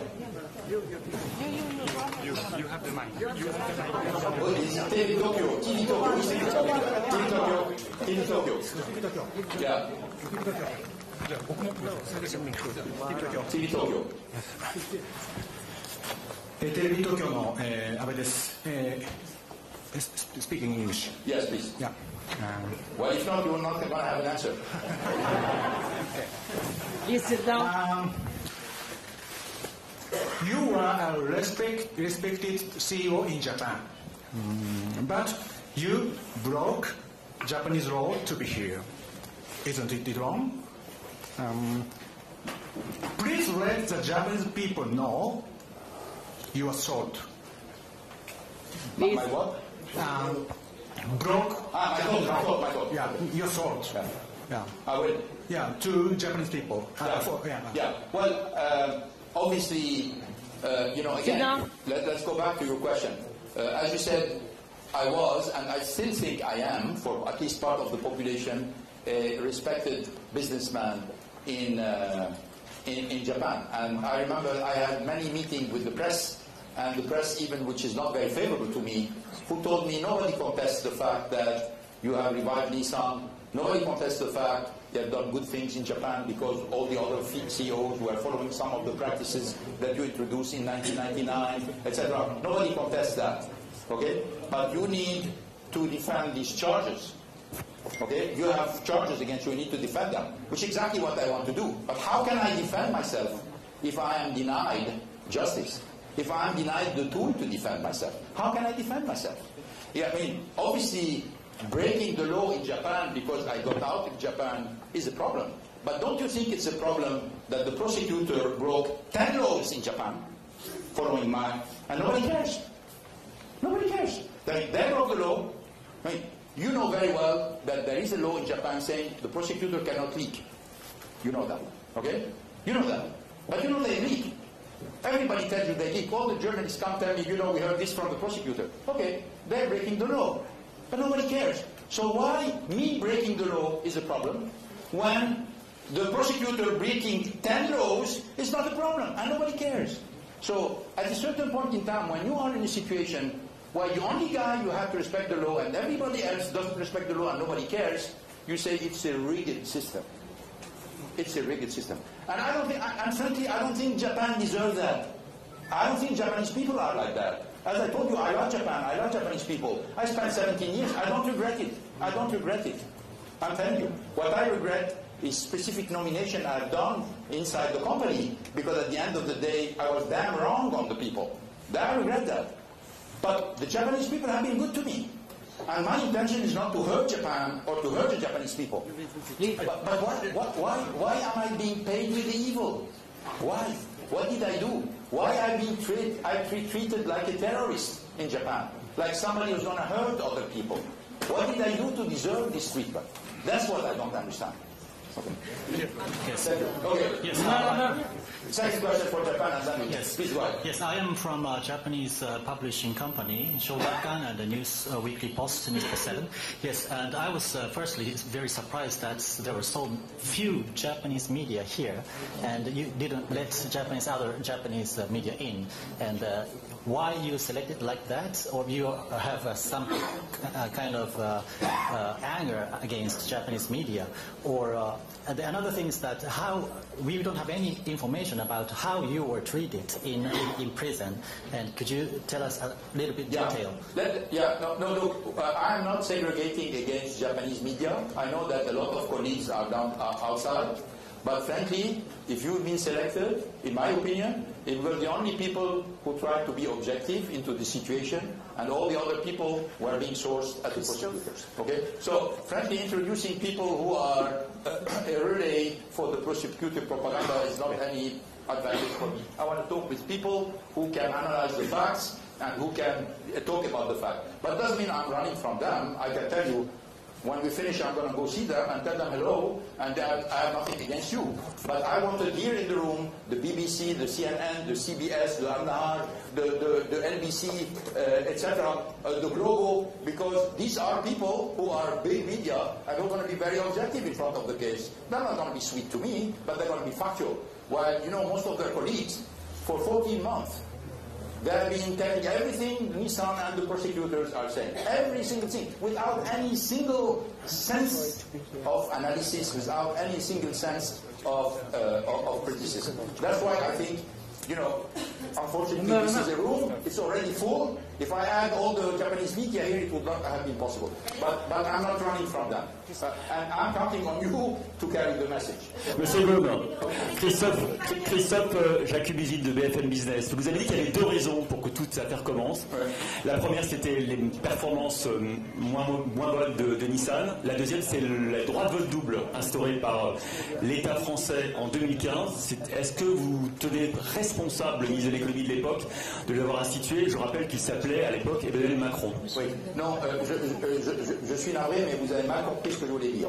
Le premier élément, si vous avez dit, bien sûr, c'est le déclin de la performance de Nissan, dont Saikawa est responsable. Saikawa a commencé à dire c'est héritier d'une situation, M. Ghosn, etc. La performance au bout de 3 ans n'est plus de la responsabilité de la personne qui a précédé, elle est de votre responsabilité. Puis je trouve lamentable quand quelqu'un prend la direction générale d'un groupe, il doit assumer le groupe. C'est fini, c'est lui qui est en charge. Moi, quand je suis arrivé en 99, j'ai pas dit tous les cons qui étaient avec moi n'ont pas fait leur boulot, j'ai rien dit. J'ai dit voilà la situation de l'entreprise et on va aller à partir de ce moment-là. Et c'est pourquoi les gens m'ont respecté. Parce que je n'ai pas critiqué mes prédécesseurs. Je n'ai pas utilisé des moyens parce qu'ils ne pouvaient plus se prononcer compte tenu de la situation lamentable dans laquelle j'ai trouvé Nissan. Je ne l'ai pas fait. Par contre, hériter d'une situation florissante, avec un groupe remonté et aller m'accuser de dire tous les problèmes dont lui est responsable, ça je trouve ça lamentable. Ça c'est le premier point. Le deuxième point, je n'ai pas dit que c'était la loi Florange qui avait occasionné tout ça. J'ai dit que la méfiance créée au Japon par deux choses. D'un côté la loi Florange, c'est pas la loi Florange, parce qu'on aurait pu très bien accepter la loi Florange et donner le droit de vote aux Japonais. Il n'y aurait pas de problème. Mais le fait que, on a voté la loi Florange, et 2, on a refusé, par la pression de l'État bien sûr, de donner le droit de vote à Nissan, c'est ça qui a provoqué la méfiance de nos amis japonais. Ça c'est le premier point. Mais deuxièmement, quand effectivement mon mandat est venu en question, il y a eu des tas de déclarations de tous les gens qui veulent s'occuper de Renault, qui ne sont pas dans Renault d'ailleurs, qui veulent s'occuper de Renault, nous faisons la stratégie de l'entreprise, nous allons nous préoccuper de ceci ou de cela. Bon, ça fait peur. Ça fait peur quand vous avez des gens qui ne sont pas compétents, qui commencent à dire nous allons faire la stratégie de l'entreprise, nous allons faire telle et telle décision. Ça fait très peur. Parce que ce sont des gens finalement qui prennent des décisions dont ils ne sont pas responsables sur le fond. Le gars qui doit rendre des comptes sur les résultats de Renault, c'est le patron de Renault, c'est personne d'autre. Donc, quand je dis que le point n'est pas la loi Florange, c'est le fait qu'on a refusé aux Japonais un droit de vote, ce qui a créé un doute. Et deuxièmement, le fait qu'on a dit il faut à tout prix, M. Ghosn a la responsabilité de créer une alliance irréversible, ce que j'ai accepté. Sauf que irréversible, ça voulait dire des tas de choses pour des tas de gens. Et pour beaucoup de Japonais, irréversible, ça faisait une fusion, ce qui n'était pas du tout mon intention. Moi j'ai dit si vous voulez une fusion, c'est quelqu'un d'autre qui va la faire, c'est pas moi. Moi j'y crois pas. Je pense qu'une fusion est impossible à manager, et je l'avais dit très clairement. Donc tout le monde avait accepté que c'était plutôt quelque chose dans laquelle on allait vers une irréversibilité tout en respectant l'autonomie des entreprises. Voilà. Donc pour que l'on soit très clair. مالون نصيف LBC انترناشونال. فور وصولك الى لبنان بعد ايام ترددت معلومات ان كارلوس غوسن التقى رئيس الجمهوريه وتلقى الدعم الكامل منه، هل حصل اللقاء حقا؟ وماذا ترد على الاخبار الذي قدم بان كارلوس غوسن سبق ان زار اسرائيل والتقط صورا مع مسؤولين اسرائيليين ولبنان يعتبر اسرائيل دوله عدوه؟ هناك اخبار امام القضاء بهذا الموضوع. اولا انا ما علي يفسر، انا اذا بدك تعرف اذا انا تلاقيت بحق حيلا الشخصيه اللبنانيه بدك تسال الشخصيه اللبنانيه، انا مش رح احكي عن هالاجتماعات. انا عندي كثير اجتماعات بس مش انا الي احكي عن اجتماعات اللي صاروا معي، هذا اولا. ثانيا عم تحكي عن سفرتي على اسرائيل، انا ما سافرت على اسرائيل كمواطن لبناني. انا بس رحت على اسرائيل رحت كمدير عام رينو على طلب إدارة عامة رينو، ورحت كفرنساوي ورحت بمحل كونترا بين رينو وشركة إسرائيلية مدعومة من الدولة الإسرائيلية مشان بيع عربيات على الكهرباء. وانجبرت روح لأنه مجلس الإدارة طلب مني إنه روح لأنه بيعتبرني أنا فرنساوي ومدير شركة فرنساوية، وإذا أنا ما بدي أعملها تفضل تنازل عن المشروع. هذه هي. مش انه رحت ساوير عم احكي، رحت مدير كونترا ورجعت كمدير عام رينو بيع عربيات على الكهرباء، وانا ما مخبى فيها، انا حكيت عنها ورجعت وحكيت مع المسؤولين اللبنانيين، ومثل ما بتعرف من سنه 2000 وكذا عم برجع لبنان كل مره وما صار في شيء. ما بعرف هلا كيف صار انه هلا عم يرجعوا يرفعوا، انه شو هالمساءبه يعني كيف ثابت انه هذه ظلت مضمومه وليه هلا عم ترجع؟ مين عنده مصلحه هلا يرجع يحرك بهالاشياء؟ شفتي؟ هذا السؤال. Monsieur Ghosn, Marie de Greffe, valeurs actuelles. Voilà, actuelle Marie Le Greffe, la France. Vous avez dit que vous avez un tas de documents pour éclaircir votre réputation. Est-ce que vous avez des documents aussi pour RT France, je pense. Madame, je vous rassure, je n'ai pas le droit, je n'ai absolument pas l'intention d'abandonner mes droits. J'ai des droits vis-à-vis de Nissan, j'ai des droits vis-à-vis de Renault qui n'ont pas été respectés et je compte bien les réclamer en justice. Parce que je crois dans la justice française et je crois d'une certaine manière aussi, du point sur le plan civil, à la justice japonaise. Donc, non, please.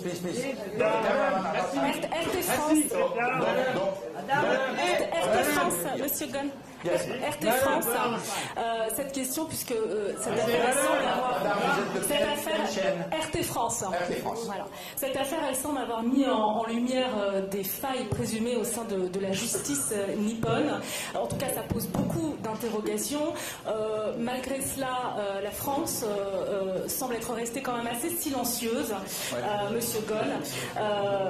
Est-ce que vous vous êtes senti lâché par les autorités françaises et selon vous, pourquoi? Écoutez, vous auriez été à ma place, vous vous seriez senti comment, madame? Vous êtes comment avec les gens? Très simple question. Vous auriez été, au travers de ce que j'ai été, vous vous auriez senti comment? Soutenu? Défendu? Lâché? Neutre? Je sais pas. Moi, je ne me prononce pas pour l'instant. J'espère que ce n'est pas le cas. C'est ce que j'espère. Parce que quand même, je suis un citoyen français, alors on dit comme les autres, mais pas au-dessous des autres. Je ne demande pas à être au-dessus de qui que ce soit, mais je ne souhaite pas être en dessous de qui que ce soit. Je voulais juste vous demander, du coup, c'est ce que vous allez faire, vous allez attaquer Renault et Nissan devant la justice française, c'est ce que vous avez prévu de faire? Je n'ai pas attaqué qui que ce soit, j'ai dit que j'allais défendre mes droits et qu'il n'était pas l'intention de m'asseoir sur mes droits. J'ai des droits. On a dit que finalement, en janvier, j'avais démissionné de Renault, ce qui est faux. La lettre que j'ai envoyée, vous n'avez qu'à la lire. Elle n'a pas été d'ailleurs distribuée aux membres du conseil d'administration. Elle a été lue aux membres du conseil d'administration en vite.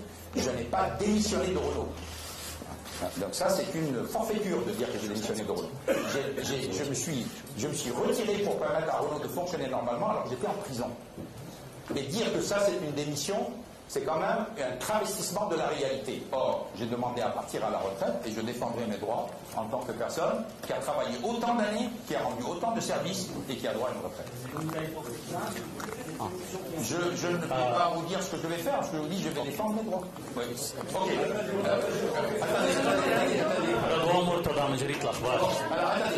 Can I ask one question? Is there any citizenship that did not talk? رضوان مرتضى من جريدة الأخبار. جريدة الأخبار. يعطيكم العافية والحمد لله على السلامة.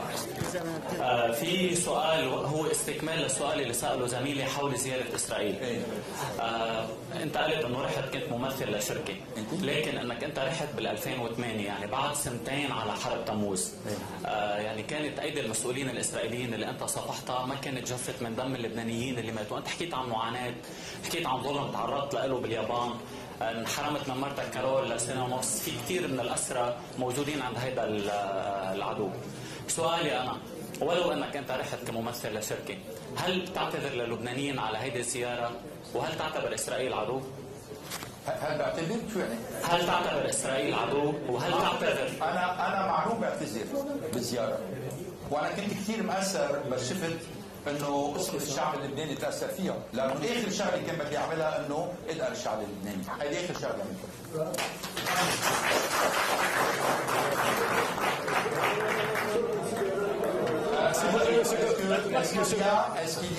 Do we have any group? Yeah. Yes, please go ahead. Good afternoon, Francesca Cafferri from La Repubblica. La Repubblica, Italy.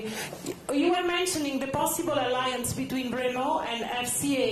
Can you go through there? Was it a missing chance? And then if you can please share some of the details of your trip here to Lebanon. I know you said you don't want to talk about it, but just a little bit. But let's start with FCA, please. This is a very Italian question. A little bit, just a little. No. I had contact with FCA. We had a lot of understanding. We had a very good dialogue. Unfortunately, I was arrested before we could come to a conclusion. But the conclusion was not very far.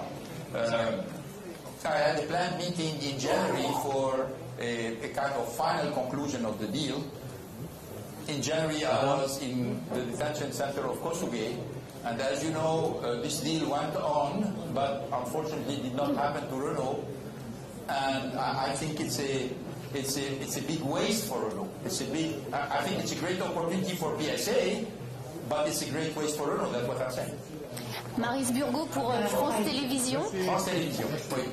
Monsieur Ghosn, vous avez dit vous-même que vous avez pris un grand risque en quittant le Japon. Est-ce que vous pouvez nous dire quel sentiment vous avez eu au moment où vous avez réussi à quitter le Japon? Certains médias ont fait état d'une malle dans laquelle vous auriez été caché. Quel sentiment avez-vous eu au moment où vous avez tenté cette opération qui était extrêmement dangereuse pour vous? Comment vous êtes-vous senti? Écoutez, moi, quelque part, le 19 novembre 2018, j'ai senti, c'est comme si j'étais décédé. Je vivais chaque jour en disant, finalement, j'ai une vie tout à fait réduite, mais je ne sais pas si j'allais revoir les gens que j'aime. C'est plongé dans un système que je ne comprenais pas. C'est comme si j'étais mort. Vous savez, quand vous passez par une période comme ça, vous êtes paralysé, vous êtes, je ne dirais pas hypnotisé, vous êtes anesthésié. Voilà, vous êtes anesthésié, vous vous anesthésiez parce que vous n'avez pas, vous protégez contre la souffrance. Vous vous anesthésiez. Donc vous anesthésiez, vous ne supportez plus la musique, vous ne supportez plus les souvenirs, vous ne supportez plus les photos, parce que quelque part vous ne voulez pas revenir en arrière. C'est votre façon de survivre cette période. Quand j'ai vu que j'étais sorti, c'est comme si, quelque part, je revenais à la vie.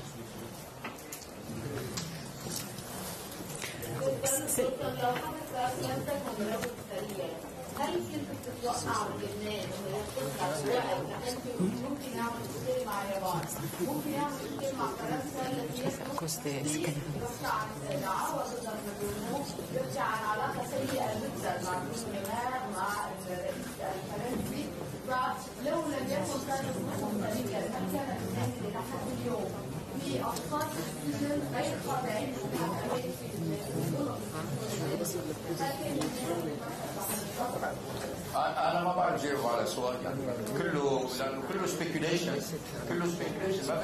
أنا عم بقول لك أنا جيت على لبنان ماني خايف من الجاستس ماني خايف من الجاستس أنا جاي على لبنان لأن لبنان وما بقدر بحكي بقدر تلفي بقدر شوف الناس اللي حوالي أنا كنت بوضع ممنوع من كل شيء يعني قاعد ببلد غريب ما بحكي اللغة ما بعرف حدا مقطوع من كل شيء ملاحق يعني هذه ما خبرتها بس كانوا يلاحقوني كل يوم من وقت ما طلعت من الحبس ما بفكر يعني ان شاء الله لا بس عم بقول Globo, Carmela Bacchi. Como o quanto o Interpol pode intervir no seu caso? Como? O quanto o Interpol pode intervir no seu caso? Olha, eu não sou um especialista desse tipo de coisas, mas meus advogados, o que eles falam é que Interpol não tem nenhuma jurisdição dentro do Líbano. O que tem jurisdição dentro do Líbano é o governo libanês. Agora, se você atravessa as fronteiras libanesas e você vai para um país que tem um acordo com o Interpol, aqui lá você tem um problema. Então, o único jeito de resolver o problema é de ir para a Interpol, defender o teu caso, para eles remover o cartão vermelho. Essa é a única coisa. Mr. Ghosn, thank you. Mr. Ghosn, Jonathan Rudman from Channel 4 News in the UK. You must be worried.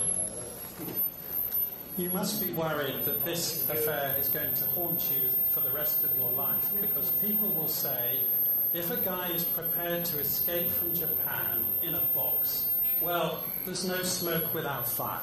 What do you say to that?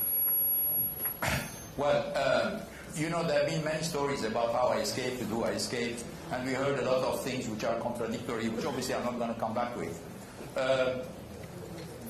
You know, you're going to have always a lot of people who tell you there is no smoke without fire. Okay? Which is fair. Which always give the advantage to anybody who attacks you. If I'm going to go and tell a lot of stories about you, and they are not true, and you have a lot of people around you say, oh, there is no smoke without fire, so no matter how much lies I put, some of them are going to stick to you.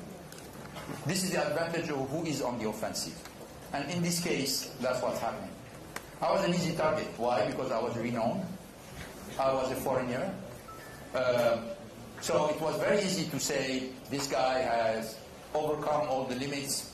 He has hidden compensation he didn't receive. He has asked for this, etc. It's very easy. It's very easy to do it. Yes, it's true. You're right. A lot of people are going to say, he escaped because he's guilty. But I'm telling you, I didn't escape because I'm guilty. I'm escaped because I had zero chance of a fair trial. And if I have any opportunity to prove, at least for part of the people, I don't care about the people who are going to tell you you're going to be guilty no matter what. Okay? This is a lost battle. But at least the people who are ready to listen to you, at least you'll have the opportunity to talk to them. And this has to go through a fair trial. You know? And the only way I have a fair trial is certainly not in Japan. I have to be outside Japan. It happens I'm in Lebanon today, but I can be in another country. I can be in Brazil. Brazil do not extradite its citizen. It doesn't. France, you know, France does not extradite its citizen. Lebanon does not extradite its citizen. I have 3 countries, and I'm blessed to be citizen of 3 countries who do not extradite their citizen. So in any one of the countries, I think I can have a fair trial. Yeah. Mr. Owen, AP, Associated Press. So I would learn from the Italian question, and I won't ask details about the escape. But I'm sorry, who are you? AP, Associated Press. So when people are calling it already the Great Escape, you've heard all kinds. When was the moment that made you realize it is time to escape? How did you reach that conclusion? And then now that you're here, how did you spend your time in Lebanon since you got here? What was the first thing you did? What are you planning to do for the next ride? Yeah. So the question is, when did I realize? When you had to plan the escape. When did you start planning the escape? What made you? When first I lost any hope of fair trial. And I tried. I can tell you, I tried as much as possible.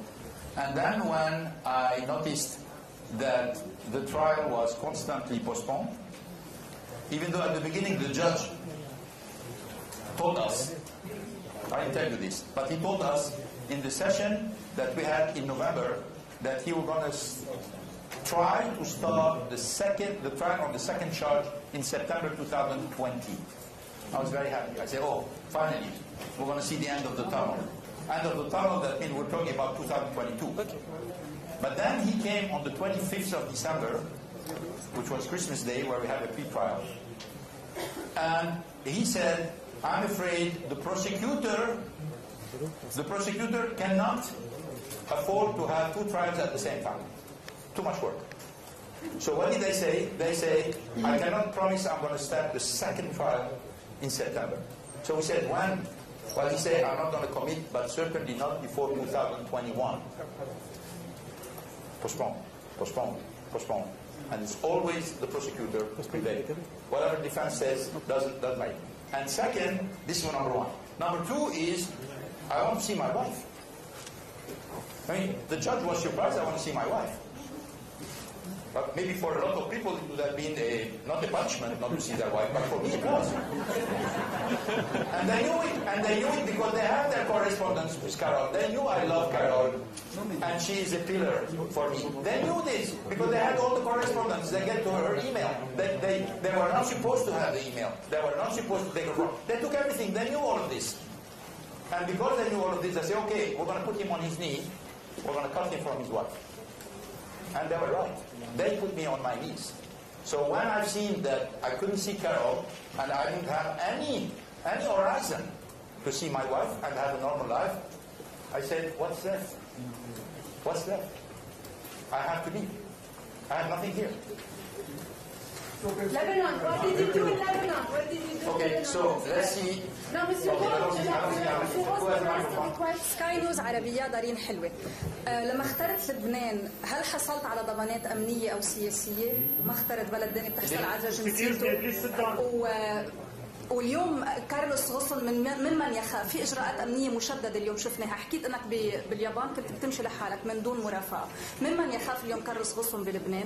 وهل قادر على الحصول على كل المستندات الموجوده بطوكيو لا تقديمها الى القضاء اللبناني اللي قلت انك يعني مستعد تنفذ القضاء؟ في عندي سؤالين خلينا نرجع لا نسيت الاولاني شو هي اول سؤال؟ ممن تخاف اليوم حصلت على ضمانات وممن تخاف بلبنان؟ انه عندك الامن كثير مشدد. الامن مشدد ما عندي طاقة يعني. ما عندي طاقة. لا لانه يعني الامن مشدد هلا انت مرقتي قدام البيت اللي كنت انا بدي اروح فيه، شفتي كم صحافي فيه وكم كاميرا فيه، يعني انا بدي دافع عن نفسي كمان، بدي دافع عن حياتي، هلا ما بفكر رح تضلها هيك يعني بعد جمعتين ثلاثه معقول تختفي.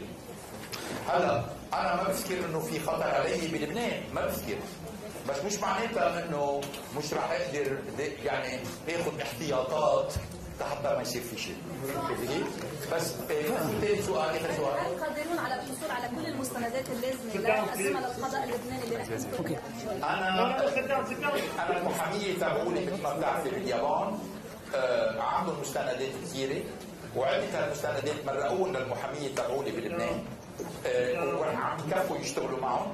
يعني انا بفكر انه عده مستندات، هلا انتبهي البروسيكيوتور ما اعطونا كل شيء. تفكري؟ بعد عندهم شيء، بعد عندهم اشياء، بس بالعاده اللي بيعطوك اياه بالاخر هو الشغله اللي من مصلحتك. بيعطوك اول شيء كل شيء ضدك. بعدين ببلشوا يعطوك الاشياء مجبورين يعطوها اللي بمصلحتك. كان انا كثير خايف من اللي جاي، لانه اللي جاي رح يكون الى مصلحتنا. Monsieur Ghosn, s'il vous plaît. Valeurs actuelles. Alors, attendez. Monsieur Ghosn, s'il vous plaît. On a bien compris que vous n'avez pas reçu. Madame, si vous pouvez juste nous dire qui vous êtes. Valeurs actuelles. Ah, merci. On a bien compris que vous n'aviez pas reçu le soutien que vous pouviez attendre du gouvernement français. Non, je n'ai pas dit ça. Non, je dis nous avons bien compris. Vous avez compris, c'est autre chose. Aujourd'hui, qu'est-ce que vous demandez à Emmanuel Macron et au gouvernement français? Qu'est-ce que je demande? Qu'est-ce que vous leur demandez, oui? Rien du tout. Vous attendez rien de...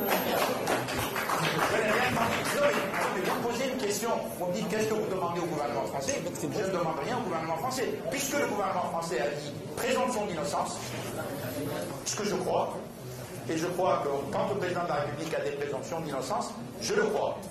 Mais quand d'autres responsables en France disent présomption d'innocence et ont un body language de il est coupable, ça je ne suis pas d'accord. Ou on est d'accord et on est convaincu de la présomption d'innocence et on doit être en ligne avec cette conviction, mais on ne peut pas dire on est pour la présomption d'innocence, on dit il est coupable sur la base d'audits intérimaires, sur la base d'informations qui n'ont pas été contredites et dans lesquelles moi-même je n'ai pas été interrogé. Ça je ne suis pas d'accord. Ou bien vous dites je ne crois pas à la présomption d'innocence. Je ne crois pas à la présomption d'innocence. Hein? Dans ce cas-là je comprends ça. Mais vous ne pouvez pas dire je suis pour la présomption d'innocence, mais finalement, avec un clin d'œil, il est coupable et on va le charger, alors qu'il n'y a rien. Alors vous disiez vous-même qu'il y avait quelque chose pour moi. Il n'y a rien pour moi. Il y a peut-être une enquête, c'est possible. Mais évidemment, ces enquêtes, elles viennent d'où? Elles viennent de l'intérieur de Renault. Alors vous imaginez que moi j'ai des contacts avec beaucoup de gens à l'intérieur de Renault. Et je sais ce qu'il y a dans ces rapports. Donc je ne suis pas inquiet sur ce plan. Monsieur Ghosn, s'il vous plaît. Monsieur Ghosn, pour Libération, s'il vous plaît. Libération, oui. Franck Boisis, j'aurais deux questions, s'il vous plaît, Monsieur Ghosn. Justement à propos de la justice. Vous avez dénoncé l'iniquité de la justice japonaise. Vous n'avez peut-être pas le même sentiment sur la justice française. Il y a 2 enquêtes pénales qui sont ouvertes au parquet national financier à Paris. Est-ce que si vous êtes convoqué par un juge d'instruction français, vous répondrez à cette convocation? C'est ma première question. La deuxième, les Français ont découvert que depuis 2012, vous n'étiez plus résident fiscal en France, alors que vous dirigez pendant ces années-là un fleuron français. Et depuis cette date, la France a décidé de prendre une disposition législative pour imposer la résidence fiscale à tous les dirigeants de grandes entreprises. Je voudrais savoir ce que vous en pensez et si vous pouvez nous expliquer pourquoi vous n'étiez plus résident fiscal en France depuis 2012. D'accord. Merci. On commence pour la première question, c'était une convocation potentielle d'un magistrat français. Bah écoutez, elle n'a pas lieu pour l'instant. Hein. Moi, je suis au courant de rien. J'ai mes avocats qui sont là. Il est évident qu'à partir du moment où la justice française demande un peu parler, je vais me présenter à la justice française, je n'ai rien à me reprocher. Non. Au contraire, c'est ce que je demande. Hein. Ce que je ne demande pas, c'est qu'on m'accuse sans m'interroger. Ce qui a été fait largement, sur la base d'audits truqués, sur lesquels on ne m'a même pas posé la question, dans lesquels la démarche est absolument discutable, quel que soit le standard de l'audit que l'on examine. Bon, ça c'est sur le premier point. Le deuxième point, vous pensez bien que moi j'ai changé de résidence en 2012, je ne vais pas changer toute seule.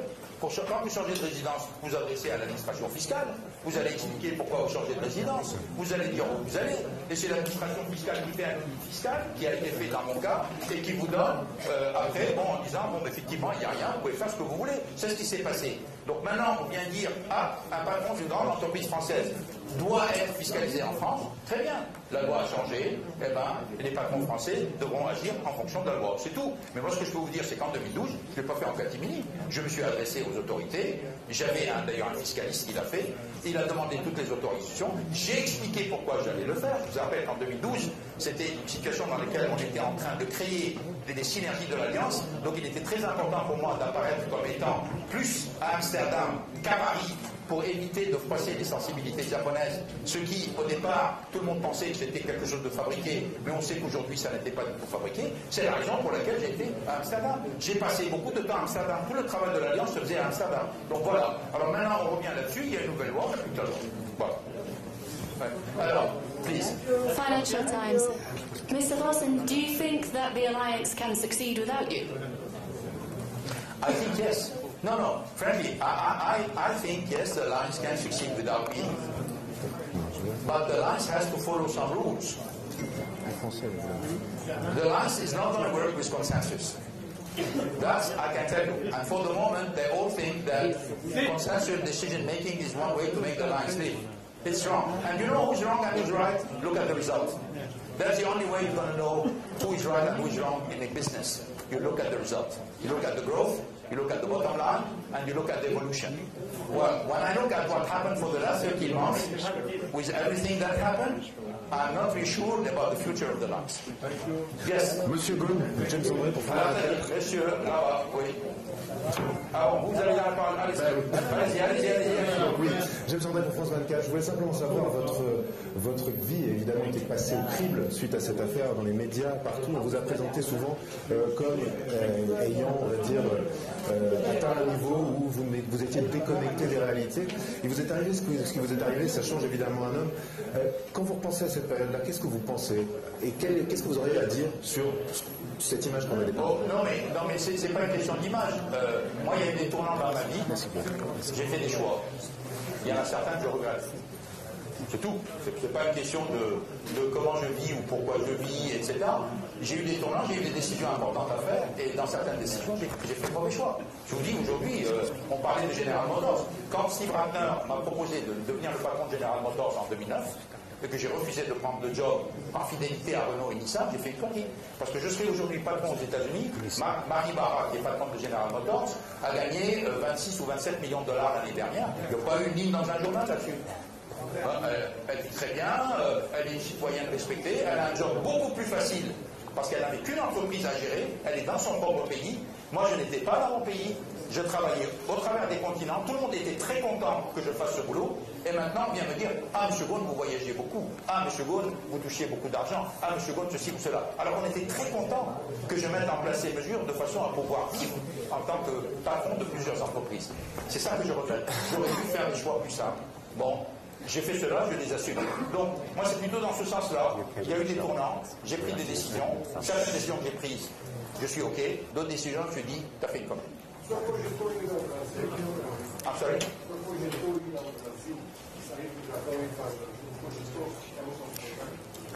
Olha, o problema é que você sair do Japão para ir para o Brasil, você tem que parar em algum lugar. Eu sei, mas não vou mais fazer mais comentários sobre isso. Mr. Ghosn, New York Times, do you really think you can clear your name in front of an international audience, given that there are widespread perceptions that Lebanon's judicial system is corrupt and not independent? I'm sorry, you were saying that? There are widespread perceptions around the world that the Lebanese justice system is not up to handling a trial such as yours. Do you really think that you can clear your name in front of an international audience? Okay, no, answer. First, I don't agree with you. I think we are very competent people in Lebanon. But frankly, when it comes to corrupt system, my first idea is not about Lebanon.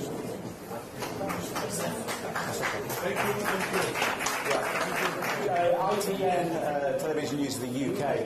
Mr. Ghosn, I understand you don't want to talk about the manner of your escape for fear perhaps of implicating friends and colleagues.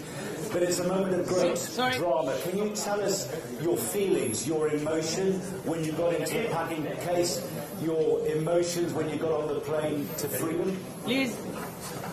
I told you from November 19, 2018 to the 30th of December 2019, until I met my wife, who was the first person I met when I arrived at the house of her parents in Lebanon, I was numb.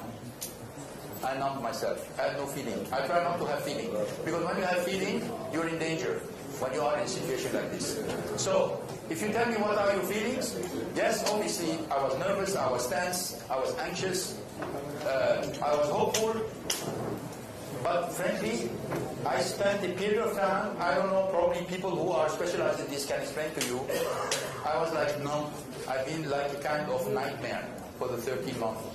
Started November 19, finished the 30th of December, you know, and the nightmare started when I saw the face of the prosecutor, and it ended when I saw the face of my wife. Would you recommend the packing case as a means of travel? I'm sorry? Would you recommend the packing case as a means of travel? Okay, maybe 5 more minutes and then we're going to have to stop. Okay, hands. And then you, hands. No, I'm Hans. He's Hans. Thank you, Mr. Ghosn. I have a couple of questions. The first one is about, you paint a really sorry picture about the state of the alliance and where it's going. You staked your reputation as a revival artist, made that reputation at Nissan. Can you give us a 3-step program to how you would revive the alliance if you were still in charge at this point? If you were parachuted in there, what would you do to reboot this alliance? What needs to happen? Second question, hold on, I'll jump in with a second. How do you feel about Renault? What are your feelings towards Renault? Did they rush to judgment too quickly and evict you from office without due process? So you say a lot about Nissan, but what are your feelings about Renault? The first thing is what I would do. Obviously, I'm not gonna tell you what would be my program, but I always said there is no problem without a solution, and you can always fix a situation no matter what it is. But what I can tell you is what I would do is completely different from what's being done. So that's for sure. The second point is I'm not talking about Renault because today the topic is not about Renault. Today the topic is about I left Japan. I'm explaining to you why I left Japan and everything which happened to me in Japan, which is linked to Nissan, and somehow it's linked to the lines. Renault is not in the loop. That's why I didn't talk about Renault, and that's why I'm not intending to talk, not to deviate the attention from the main topic. Sure. Monsieur Ghosn, Julien Fautra pour la radio RTL. On parlait de l'embauche de votre sœur. C'est peut-être une erreur, peut-être une faute, j'en sais rien. Ma question porte sur la moralisation du droit des affaires. Est-ce qu'on peut encore faire des affaires comme il y a 5 ans, comme il y a 10 ans? Non. Non, on ne peut pas. On peut pas. Aujourd'hui, il y a beaucoup de suspicions sur la gouvernance, il y a beaucoup de rêves, tant mieux d'ailleurs. Mais il faut savoir que l'envers de ça, c'est qu'il y a une certaine agilité, il y a une certaine rapidité qui sera perdue, c'est tout. Mais maintenant, ce sont des choix. Les sociétés acceptent de dire ça va aller plus lentement, mais on va respecter les règles. Très bien. Avant, il fallait aller vite pour saisir les opportunités, mais pour aller vite, on était obligé de prendre un certain nombre de court-circuits. Moi, je ne dis pas du tout que qu'est-ce qui est bien, qu'est-ce qui n'est pas bon. Ce que je dis, c'est que une fois qu'on a défini les règles, à ce moment-là, il faut les suivre. Voilà. Mais c'est vrai que faire du business aujourd'hui par rapport à il y a 5 ans, 10 ans, c'est très différent. Madame.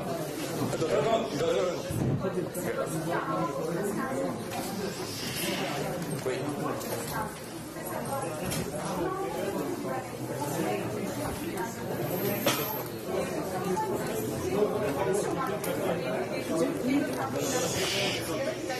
Le procès du procès. Pardon. Oui, votre avocat nous a expliqué qu'il comptait faire le procès du procès et il nous a décrit les conditions que vous-même avez reprises de votre détention. Et au Liban, certains nous ont dit qu'ils vous considéraient comme le Dreyfus de ce pays. Est-ce que vous allez contre-attaquer et comment? Ce sera ma première question double. Et la deuxième et la dernière, comment voyez-vous l'avenir? Comment est-ce que vous allez contre-attaquer? Comment est-ce que vous voyez l'avenir, vous, en tant que Carlos Ghosn? Oui, alors attendez, moi je ne comprends pas la question, je suis le Dreyfus du Liban. Je ne sais pas ça veut dire quoi ça. Non mais qu'est-ce que ça veut dire? Ça veut dire que vous êtes victime. Ça veut dire que vous êtes victime d'une. Oui, ça veut dire que vous êtes victime d'une. Oui, tout à fait. Voilà. Alors je voudrais savoir. Attendez, madame, quand vous voyez le film, non mais franchement, il faut. Non, je comprends que les gens ne m'aiment pas, c'est tant mieux pour lui, etc. Il va suffisamment profiter, etc. Bon, je comprends ça. Mais quand vous voyez le film, une arrestation sur une non-déclaration d'un revenu non touché et non décidé, ça fait quand même un peu louche, non? Vous ne trouvez pas? D'arrêter un patron d'une grande entreprise sans même l'avoir convoqué pour lui dire écoutez, vous pouvez nous expliquer, on a tel truc, rien du tout. Vous allez en prison, et après on commence à faire l'enquête. Vous ne trouvez pas que c'est un peu bizarre? Bon, donc, quand on dit que je suis victime, oui, moi j'estime que j'étais victime. J'aurais quand même eu le droit à une explication, à la limite qu'on m'arrête après, je comprends. Mais on ne peut pas m'arrêter après m'expliquer, voilà les raisons pour lesquelles on vous arrête, alors que c'est même pas un crime. Enfin, je dirais, c'est pas moi qui le dis. Ce sont tous les professeurs de droit qu'on a consultés, y compris au Japon, qui disent on ne comprend pas que vous soyez arrêté là-dessus. Il n'y a jamais eu de cas avant. On n'arrête pas quelqu'un sur un cas qui n'a jamais existé, sur une interprétation d'une loi, alors qu'il n'y a plus aucun dommage pour l'entreprise. Mais l'argent n'a pas été payé. Où est le dommage? Vous voyez, c'est ça ce qui est incompréhensible. Bon, alors allez, on va prendre une dernière question. Allez-y, monsieur. André Neto, pelo Estado de São Paulo. Estado de São Paulo, sim. Folha de São Paulo. Folha de São Paulo. Sim. O senhor protagonizou uma fuga cinematográfica. O senhor hoje retomou sua liberdade de expressão. O senhor acredita que isso seja o início de um grande comeback? O senhor acredita que pode voltar a ser o titã da indústria automobilística como já foi no passado? E segunda questão, o senhor acha que a sua prisão mudou de alguma forma a história da indústria automobilística, pelo menos europeia, nos últimos anos? É muito cedo para falar de um comeback, é muito cedo. Eu preciso ganhar mais força, passar tempo com minha família, com meus amigos, para restabelecer um pouco a energia e a força que eu tive. Okay? So, por enquanto eu não tenho plano. Isso não significa que não vou ter planos daqui a pouco. Monsieur Ghosn, Justamente, só para saber se o senhor poderia, por exemplo, criar uma empresa de consultoria no curto, médio prazo, que planos que o senhor teria? Ou talvez ir para o Brasil? Bonjour Monsieur Ghosn. Bonjour Monsieur Ghosn. Roland Artifi de Complément Enquête sur France 2. On a récemment interviewé un de vos amis qui nous a dit que votre principale qualité c'était l'éthique. Est-ce que vous avez l'impression d'avoir eu le sens de l'éthique quand vous avez profité personnellement du cadeau du château de Versailles? Du cadeau du château de Versailles? Du château de Versailles. Oui. Versailles. Je ne comprends pas. Ah oui, vous dites que c'est un problème d'éthique? Oui. Non mais attendez. Je vous pose la question, j'affirme rien. Oui, bon, je pense que les juristes sont là, ils pourront vous expliquer quelle est la position. Je ne pense pas que c'était un cadeau parce que moi j'ai tout payé. Donc on m'a dit, vous savez, de temps en temps, vous achetez une voiture, on vous dit, on vous offre, bon, vous achetez la voiture, vous payez ça, mais on vous offre ceci. Bon, est-ce que vous dites, ah, c'est un problème éthique que je ne peux pas accepter? Vous allez acheter une voiture, on vous offre une option, vous dites, ah non, monsieur, je ne peux pas accepter l'option, parce que moi, j'ai demandé disposer de la salle. J'ai dit, je prends vos traiteurs, je prends vos vins, je paye tout. Je paye tout. Je paye tout. Et ils m'ont dit, bon, j'offre la salle. Bon, moi, j'ai considéré que c'était un geste commercial, c'est pas gratuit, ça faisait partie d'un package que j'avais payé. Bon, mais et donc, voilà la situation. Alors maintenant, je découvre que ça a été réduit. C'est pas que Renault a payé, c'est qu'il y avait un crédit, d'ailleurs, qui n'a pas été utilisé par Renault, qui a été réduit de temps. Pour éviter tout problème, je dis je suis prêt à payer, c'est tout. Donc, je pense, si je pensais qu'il y avait un problème d'éthique, je l'aurais pas fait. Ça, c'est sûr. Bon. Excusez-moi, Marie Linton de M6. J'ai été dans les prisons japonaises, j'ai beaucoup enquêté pendant 1 an sur le système judiciaire japonais. Vous décrivez la dureté du système judiciaire, vous décrivez la dureté de votre résidence surveillée. On a du mal à comprendre comment vous avez pu vous échapper si le régime de surveillance était aussi strict. Ça, c'est la première question. Et la deuxième question, c'est est-ce que vous ne craignez pas que le système judiciaire japonais devienne encore plus dur maintenant que vous vous êtes échappé? C'est-à-dire que d'autres ne bénéficient pas d'une libération sous caution, par exemple. Oui. Moi, franchement, je peux vous dire que si on m'avait donné les signaux d'un fair trial, si on a laissé ma femme venir vivre avec moi, je n'avais aucune raison de quitter le Japon. C'était l'endroit, c'était l'endroit idéal pour me défendre. Le Japon est l'endroit idéal. C'est là où l'accusation est venue, j'étais prêt à me défendre. La seule chose que je demandais, c'est qu'on me donne un petit peu d'espoir que j'allais être traité de manière fair, c'est tout ce que je demandais. Et que d'un autre côté, je ne comprenais pas pourquoi, non seulement on m'interdisait de voir ma femme, incompréhensible, mais le fait que j'étais interdit de voir ma femme, j'ai compris que le président Macron en avait parlé au Premier ministre Abe, je sais que le président libanais en a parlé au Premier ministre Abe, il y a plein de gens qui ont parlé au Premier ministre Abe. Bon, ça n'a eu aucun effet. Mais pourquoi? Qu'est-ce qu'elle a fait?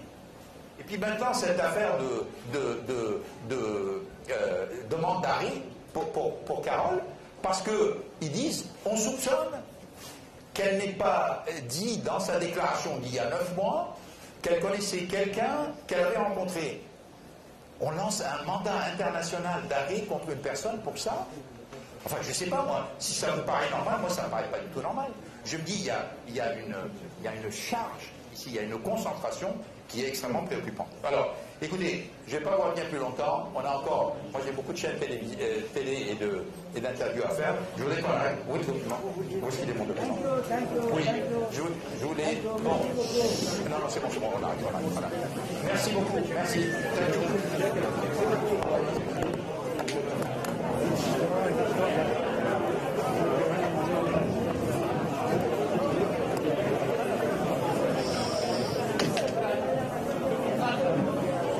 Comment est-ce qu'on peut se remettre direct sur les vannes?